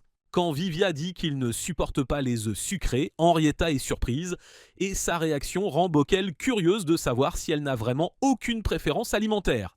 Après un instant de réflexion, Henrietta se souvient d'une chose qu'elle n'aime pas et déclare impassible « les chaussures en cuir ». Il faut un instant à Bockel et Vivia pour digérer ce qu'elle vient de dire, tandis qu'elle raconte les tristes moments où sa famille mangeait des chaussures en cuir. Regrettant sa question, Vivia lui demande tout de même pourquoi elle mangeait des chaussures. Elle lui explique fièrement que son père disait que les chaussures en cuir sont faites d'animaux et que les animaux sont comestibles, même si elle n'a jamais aimé le goût. Voyant Bockel en larmes, Vivia dit au fil d'arrêter la conversation avant que ça ne devienne encore plus déprimant. pendant qu'Ettlir bat innocemment les œufs. Plus tard cette nuit-là, Dennis se réveille de nouveau alors qu'Ettlir ouvre la porte. Il est sincèrement surpris de voir le porridge aux œufs qu'elle a préparé toute seule. Une seule bouchée lui rappelle la chaleur qu'il ressentait en mangeant le riz frit de son maître. Il remercie donc la petite cuisinière pour son délicieux dîner. Il lui demande ensuite si elle l'a vraiment fait et elle lui montre adorablement comment elle a battu les œufs, le rendant très fier. Juste avant qu'elle ne lâche la bombe que Pulvo a fait le porridge, Dennis pète un câble en l'entendant le dire une deuxième fois, se demandant ce que diable Pulvo faisait là. Le lendemain, Henrietta fredonne joyeusement une chanson en se promenant au marché quand elle croise Vivia, stupéfait par la taille de son sac à dos. Elle répond timidement qu'elle s'est un peu trop emballée pour le grand dîner. En chemin, un marchand s'interroge sur l'absence des deux habitués au restaurant. Les deux lui disent que c'est un jour spécial et se sourient, plein d'excitation. De retour au restaurant, Bockel et Ettlir entrent et trouvent Dennis en train de faire ses provisions, portant fièrement le bracelet brillant qu'Ettlir lui a offert. Voyant la jeune fille toujours en tablier, il lui dit qu'elle n'a pas besoin de le porter partout, mais Ettlir refuse de changer car elle l'aime bien. C'est alors que Vivia et Henrietta reviennent, fin prêtes à partir. Dennis déclare qu'il est temps de prendre la route. Avant de partir, Henrietta s'assure qu'il n'oublie pas l'essentiel. Serviettes, savon supplémentaire et seau, tout étant en ordre, il se dirige vers les bains publics pour se laver avant le grand festin, où Vivia perd complètement la tête en voyant le physique musclé et les abdos en béton de Dennis. Dennis se cambre fièrement et affirme « Voilà à quoi ressemble un vrai homme ». Vivia le couvre de compliments et le supplie de lui révéler le secret de son corps d'athlète. Mais Dennis change de sujet et demande à Vivia pourquoi il est plus faible qu'un manche à balai. Le garçon prétend qu'il n'a pas besoin de muscles car il est mage, et même ainsi, Dennis est exceptionnellement musclé pour un combattant, mais Dennis dit que n'importe qui peut lui ressembler en faisant 2000 pompes en équilibre par jour, rendant évident qu'il n'est clairement pas humain. Après cela, Dennis est outré que le garçon ne soit pas nu comme un verre, comme il se doit dans un bain public, et le harcèle jusqu'à ce qu'il se déshabille, tandis qu'Henrietta shampouine joyeusement les cheveux soyeux d'Ettlir. Une fois les deux groupes sortis de leurs bains apaisants, ils se réunissent à la table à manger, couverts des meilleurs mets et boissons que l'argent puisse acheter. Dennis demande à Henrietta de faire les honneurs en tant que gourmande du groupe, et elle se sent soudain timide d'être mise en avant. Elle se raidit comme une baguette de pain et prononce un discours robotique sur sa gratitude. Mais quand Dennis lui dit de se détendre, elle redevient elle-même, un peu loufoque. Henrietta révèle que bien qu'elle ait vécu au crochet des autres longtemps, elle est enfin fière d'annoncer qu'elle a trouvé un emploi. Cela lui vaut une ovation assise des autres et Dennis l'incite à donner les détails. Elle explique alors qu'elle a trouvé du travail à l'ordre des chevaliers. La jeune femme dit y avoir réfléchi longtemps et rejoindre l'ordre lui offre la chance d'aider les gens comme elle le souhaite. Après cela, Dennis se tourne vers Vivia et lui demande s'il a aussi quelque chose à partager. Le garçon révèle qu'il a également trouvé un nouveau groupe. Bien qu'il ne soit pas très grand, il croit que c'est le premier pas de son voyage pour devenir un grand mage. Les filles l'applaudissent et Henrietta dit qu'elle est contente qu'ils ne soient plus au chômage tous les deux. Mais il refuse d'être mis dans le même panier que la pique-assiette, car contrairement à elle, il a toujours payé ses dettes, et Dennis se joint à la taquinerie. Après cela, c'est au tour de Bockel. Elle dit avoir décidé de rentrer chez elle après être devenue professeure à l'Académie de magie de la capitale. Dennis se souvient qu'elle a eu l'offre d'emploi avant même d'être diplômée, et Vivia la fait rougir avec un compliment sincère. Cela dit, Dennis lève son verre à un nouveau chapitre dans la vie de chacun, et le festin de barbecue grésillant commence. Tandis que Dennis boit de la bière comme s'il n'y avait pas de lendemain, Ettlir montre à Bockel ses talents de grillade. Voyant cela, Vivia est heureux que Bockel et Ettlir s'entendent si bien, mais il est aussi triste de savoir qu'ils vont bientôt tous prendre des chemins différents, ce qui capte rapidement l'attention de tous. Vivia admet qu'il sera assez seul, ce qui fait se demander à Henrietta si elle ne devrait pas repousser le travail un peu. Mais Dennis traite le duo émotif d'idiot. Il leur dit de ne montrer aucune hésitation et de s'en tenir au chemin qu'ils ont choisi. Ces sages paroles réconfortent Bockel et Vivia, et Henrietta est tellement excitée qu'elle dit être prête à quitter la ville dès demain. Mais Ettlir rappelle d'un air suffisant à la jeune femme que son travail n'a pas encore commencé. Après cela, Dennis jette du riz dans un bol et exhibe ses talents culinaires. Des faisceaux de lumière jaillissent de la poêle alors qu'il y jette l'assaisonnement et le remue comme un pro, laissant tout le monde stupéfait devant son riz frit 5 étoiles qui met l'eau à la bouche. Le groupe s'apprête à se régaler, mais les bruits de mastication étranges d'un marchand en sueur qui engloutit du riz tout près attirent leur attention. Pulvo avoue qu'il n'a pas pu résister à une odeur si alléchante et Dennis le reconnaît comme ce marchand louche qui a déjà essayé de le surenchérir pour Eitlier, mais quand il oublie son nom, Pulvo est anéanti. Pourtant, dès qu'Eitlier prononce son nom, ce petit malin essaie de la charmer pour qu'elle travaille dans sa boutique. Mais Dennis le fait taire et lui dit de ne pas toucher à sa mascotte. Mais il remercie l'homme d'avoir aidé avec le cuiseur Harry, ce qui lui a permis de savourer la délicieuse bouillie aux œufs d'Eitlir, si bonne qu'il compte la mettre au menu. Cela dit, Dennis demande poliment au marchand un peu louche pourquoi il est là, mais Pulvo le supplie de ne pas le traiter de pervers devant Eitlir. Ensuite, Pulvo dit qu'il a entendu parler du grand festin et voulait offrir à Dennis et aux autres une généreuse portion de bœuf Hadjin de première qualité. En voyant ça, les trois bavent comme des fous et acceptent avec joie.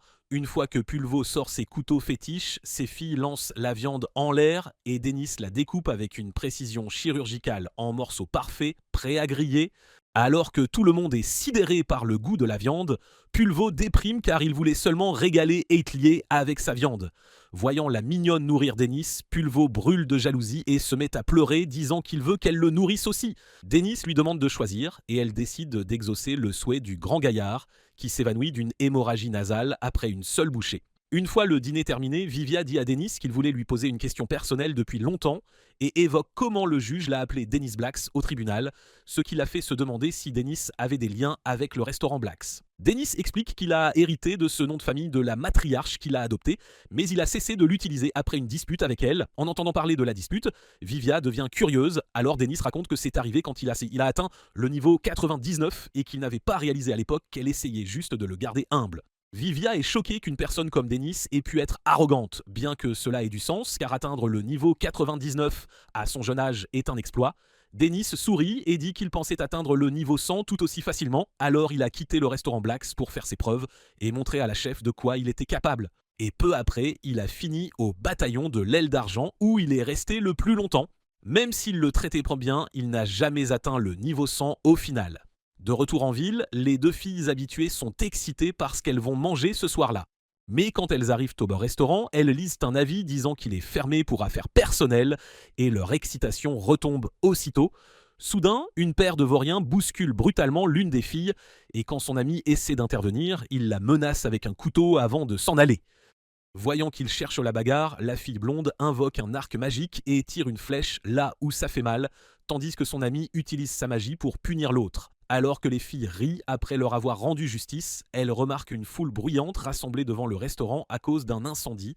Pendant ce temps, Dennis est épuisé par toute cette boisson et Henrietta dit qu'elle veut faire des fêtes comme ça le plus souvent possible désormais.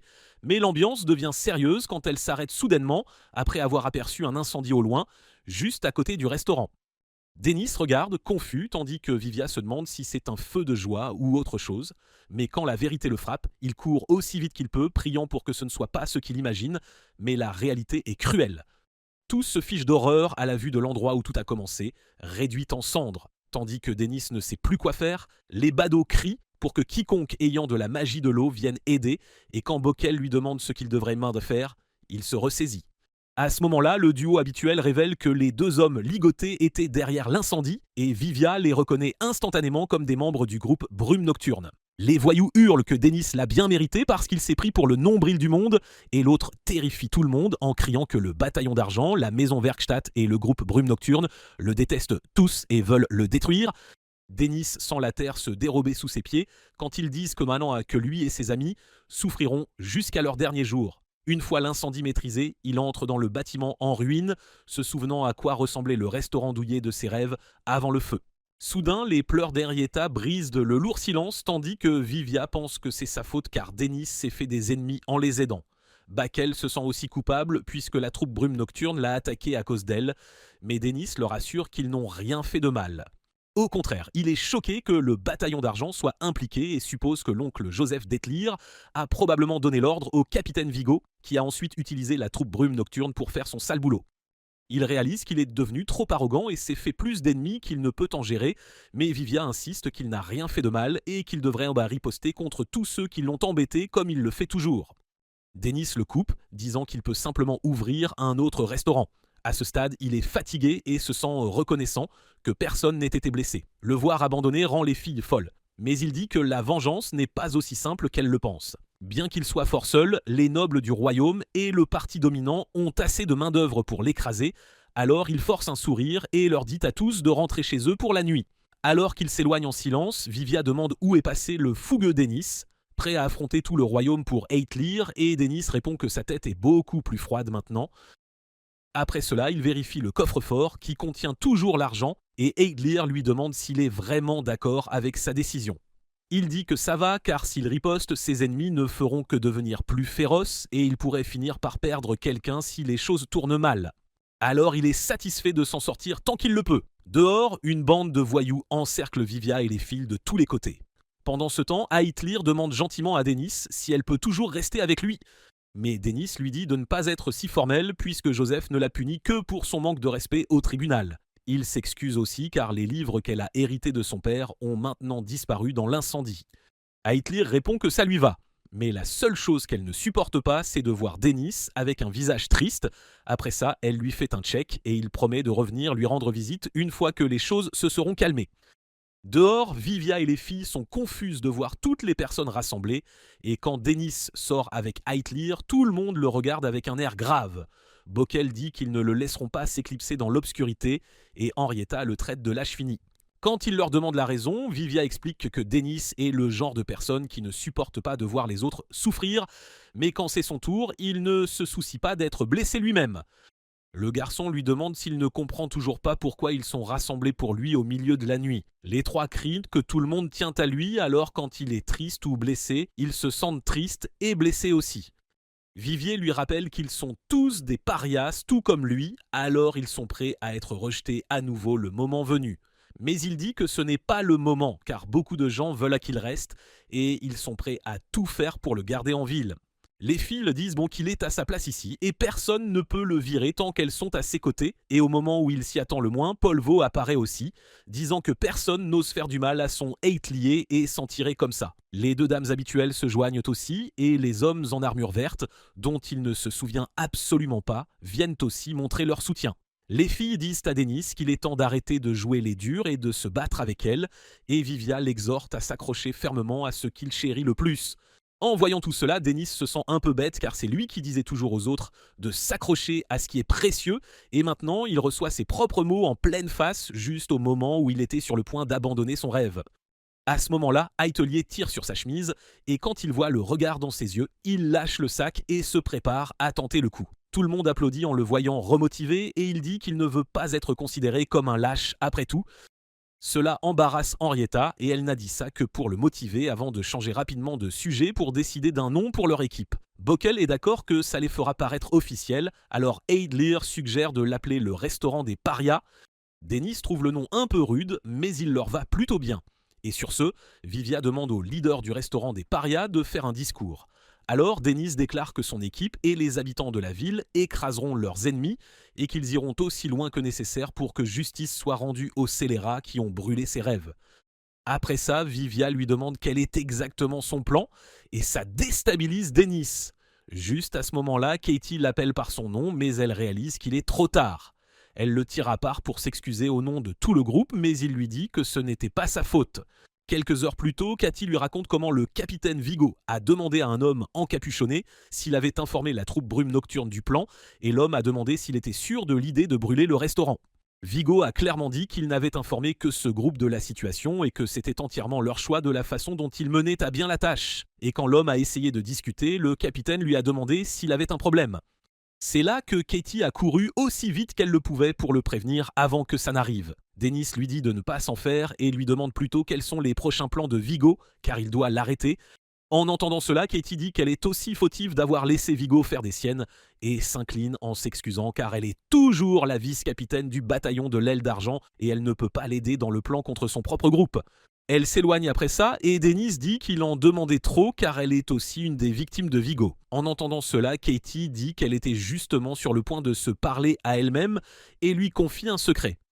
Le lendemain matin, le groupe des parias part en charrette à chevaux où Dennis choque son équipe en révélant que la chef du restaurant Blacks est sa mère adoptive, Jean Black, est de niveau 100. Les trois pensent aussitôt que son maître pourrait être une sorte de monstre en costume de chef, ce qui l'inquiète des bêtises qu'ils imaginent. Toujours sous le choc, Bash le dit qu'atteindre le niveau 100 n'est pas une blague, et Vivia explique que le niveau 60 est la limite pour les gens normaux, et que seuls quelques individus talentueux atteignent le niveau 80.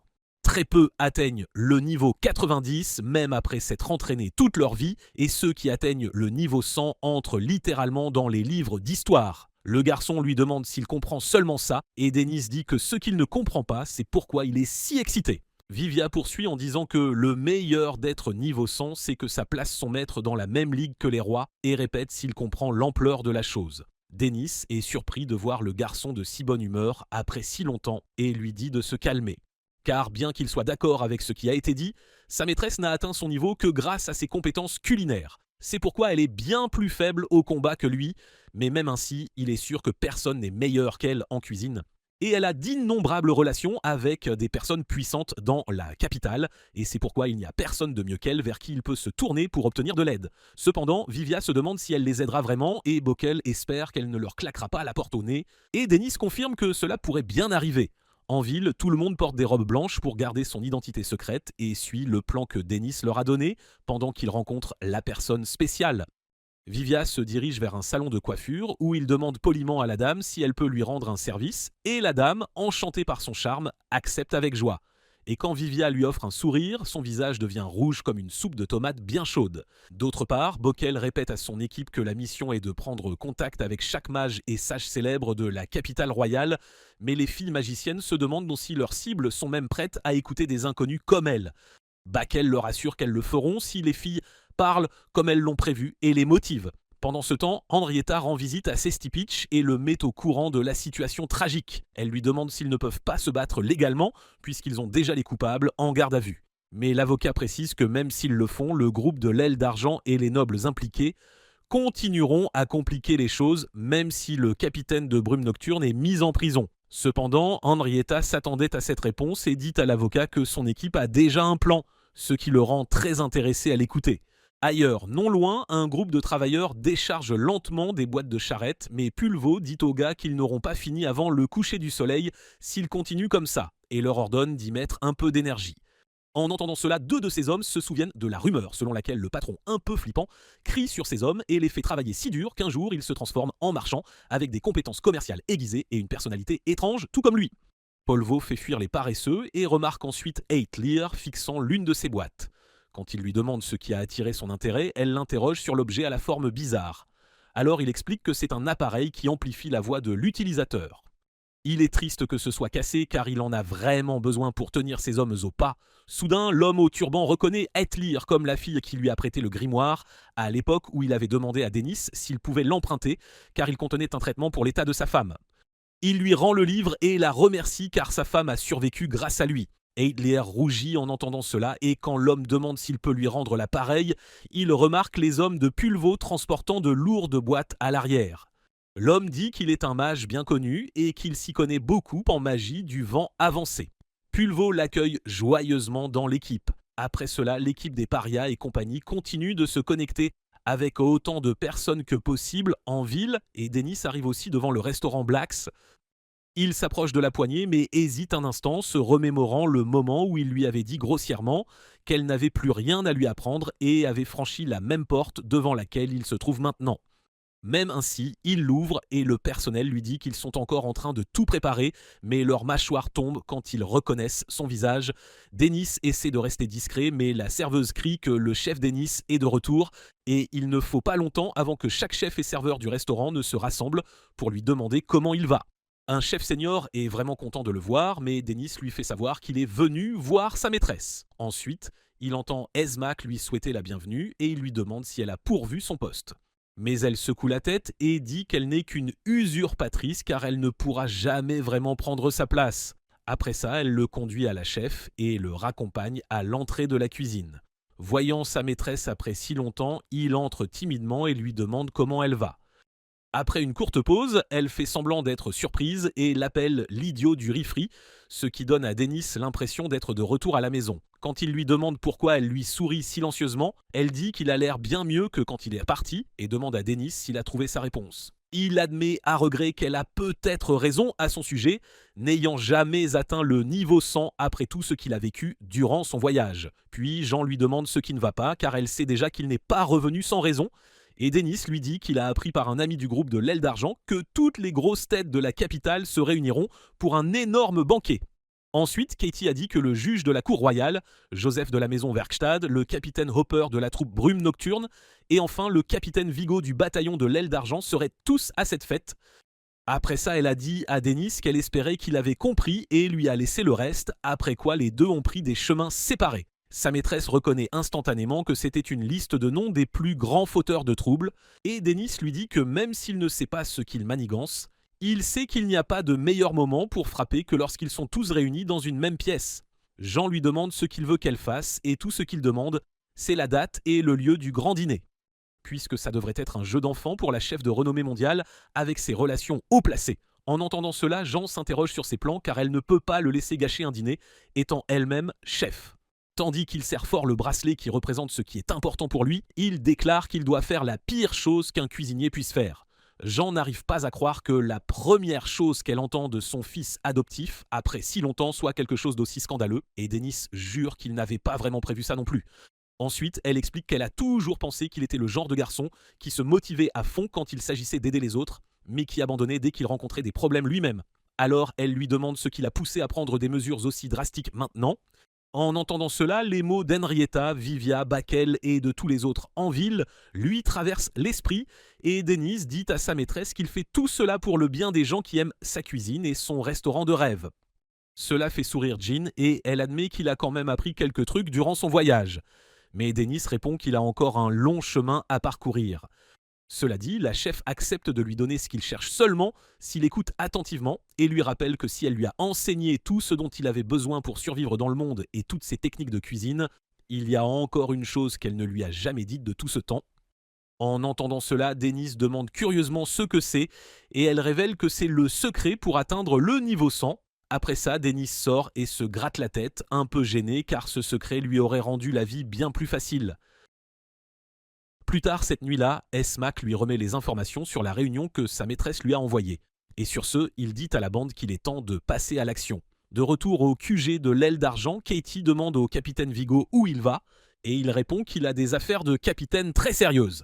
Alors elle fait semblant de ne rien savoir et souhaite bonne chance au capitaine. En chemin vers la réunion, Vigo pense que l'endroit où il va est une perte de temps totale, mais il sait que cela l'aidera à atteindre son objectif.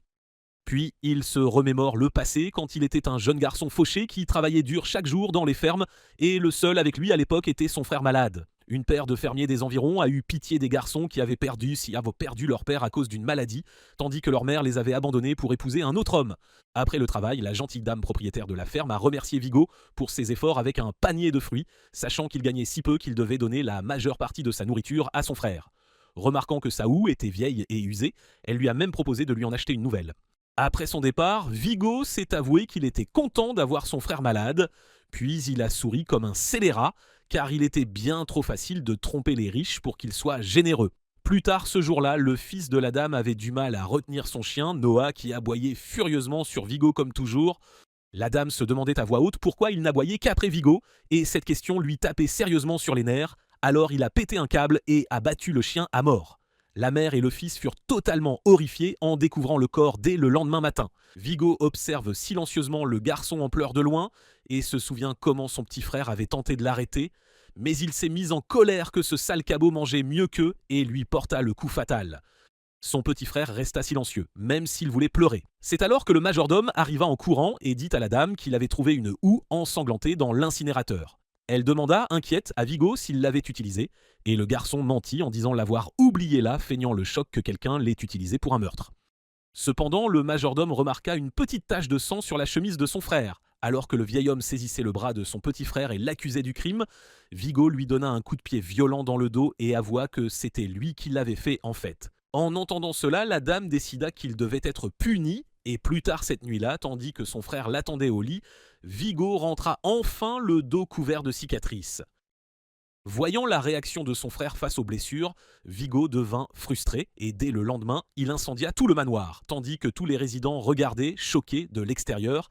Il se vanta fièrement auprès de son petit frère d'avoir tout volé ce qu'il possédait et qu'ils étaient maintenant aussi fauchés qu'eux. Cependant, il n'était toujours pas satisfait car il visait des objectifs bien plus grands que cela. Mais quand il dit à son frère de venir, le gamin terrifié était déjà parti. À partir de ce jour-là, il mania son épée jour et nuit, même quand le temps devenait rude, jusqu'à ce que ses mains soient calleuses et dégoulinantes de sang. Après cela, il défia une bande de voyous qui se moquèrent de lui, pensant qu'il pouvait les affronter avec son petit bâton, mais ils le regrettèrent vite après qu'il les anéantit complètement en quelques minutes seulement. Ensuite, Vigo vola tout leur équipement et peu de temps après, il rejoignit le groupe de la Croque d'Argent où le capitaine Gadius le complimenta, disant qu'il attendait de grandes choses de cette recrue niveau 80, tout comme lui, figurez-vous. Lors de sa première mission, il étonna les membres du groupe en battant le 5e monstre d'affilée tout seul, puis dit aux autres d'avancer pendant qu'il s'occupait du reste. Plus tard, le capitaine le prit à part et lui demanda pourquoi il se battait toujours seul alors qu'obtenir l'aide de ses coéquipiers serait bien plus facile. Vigo répondit que c'était simplement plus facile pour lui de tout faire seul, et le capitaine réalisa qu'il visait aussi le niveau 100. Alors Gadeus donna un conseil au garçon, le prévenant que les groupes n'étaient à mieux pas faits pour monter de niveau, mais plutôt pour la camaraderie, enfin, en théorie. Mais Vigo sourit discrètement, et juste à ce moment-là, un dragon massif apparut derrière lui, faisant réaliser à Gadeus qu'ils étaient entrés sur le territoire d'un dragon. Pourtant, Gadeus n'était pas inquiet car le dragon était d'une race passive. Mais Vigo lança soudainement une dague dans son œil et s'enfuit pendant que le capitaine lui demandait pourquoi il avait fait ça, laissant le pauvre homme derrière lui pour devenir de la nourriture pour dragon. Quelle délicatesse!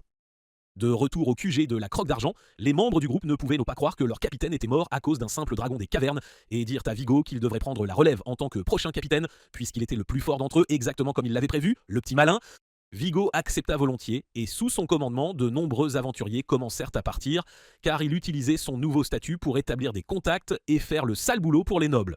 Même si ces hommes continuaient de partir, Vigo continua à faire des affaires avec des personnages louches et un jour au bar, il dit à Katie que l'ancienne Croque d'Argent était déjà morte.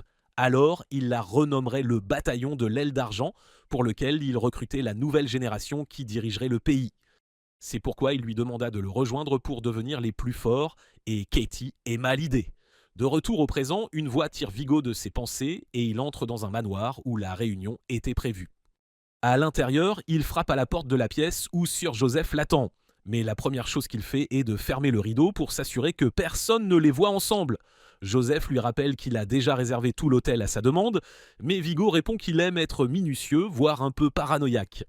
Plus tard, l'oncle véreux dénigre Atlir et se vante avec suffisance qu'elle a eu ce qu'elle méritait, tandis que Vigo rapporte que pas même une trace du restaurant ne subsiste et complimente le capitaine Hopper pour le bon travail.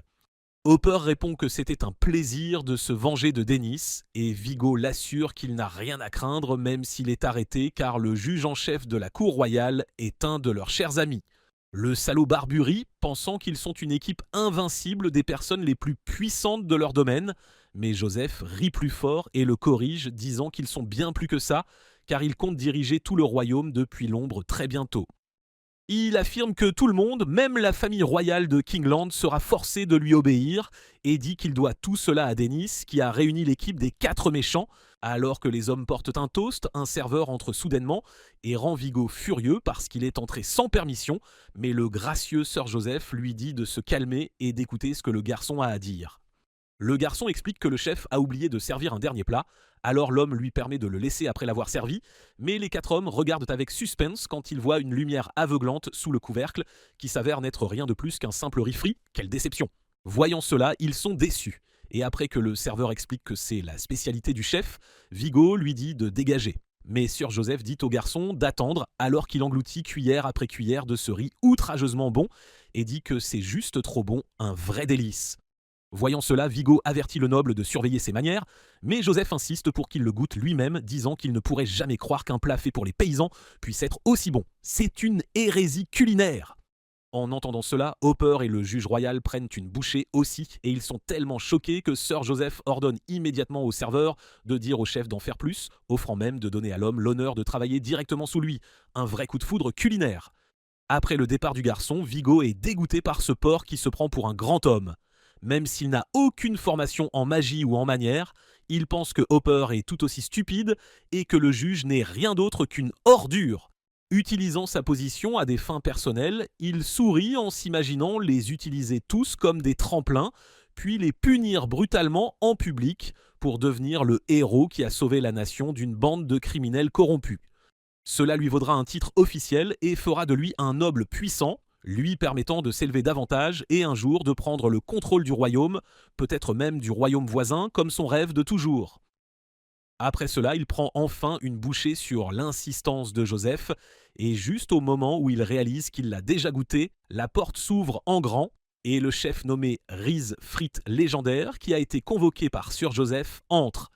Cependant, le chef rejette rapidement l'offre alors qu'il retire son sac et déclare qu'il est temps pour l'homme de le rembourser pour avoir incendié son restaurant. Joseph ordonne à Vigo de faire quelque chose et le capitaine demande à Dennis quel est son plan, alors il répond calmement qu'il va tous les tabasser. En entendant cela, Vigo se demande ce qu'une chose aussi imprudente pourrait accomplir à part le faire pendre. Mais Dennis répond qu'il ne s'en soucie plus. Puis il dit poliment qu'il est en colère comme l'enfer et crie en utilisant sa compétence d'intimidation, disant aux hommes qu'ils regretteront d'être nés, faisant tomber les hommes à genoux de peur. Joseph le supplie de se calmer, mais Dennis utilise à nouveau sa compétence, les effrayant encore plus. À ce moment, Joseph offre de lui accorder tout ce qu'il veut, alors Dennis demande nonchalamment que les parents et les livres d'Etlir soient restaurés tels qu'ils étaient. Joseph admet qu'il ne peut pas faire ça, mais le supplie de s'asseoir pour une discussion civilisée, promettant de lui donner tout ce qui est possible d'autre. En entendant cela, Dennis demande aux hommes s'ils admettront avoir incendié son restaurant, mais ils refusent de répondre. Alors il crie à nouveau et force ses petites frappes à plaider coupable. Il leur ordonne ensuite de parler plus fort et d'admettre clairement qu'ils ont utilisé le groupe de l'Aile d'Argent pour incendier son restaurant par l'intermédiaire des hommes du capitaine Hopper, et on fait couvrir l'affaire par le juge royal. Alors que les hommes tremblent de peur, Joseph jure qu'il n'a pas tout planifié seul. Tandis que Vigo réalise enfin que Dennis utilisait la terreur ou le hurlement tout le temps, Joseph le fait paniquer en admettant qu'ils étaient tous les quatre derrière tout ça. Juste à ce moment-là, Dennis demande à Vivia s'il a tout enregistré, et le garçon, utilisant la magie du vent pour transmettre leurs paroles à travers la capitale, dit que c'était fort et clair avant de sauter juste au moment où Vigo essaie de le faire exploser. Le chef de l'Aile d'Argent est choqué quand il regarde dehors et voit tous les nobles puissants qui ont tout entendu dîner en bas, et Dennis accueille Vigo dans son nouveau restaurant temporaire avec un grand sourire. Mais c'est là que cette vidéo se termine, n'oubliez pas d'aimer et de vous abonner à la chaîne. Merci d'avoir regardé et je vous dis à la prochaine.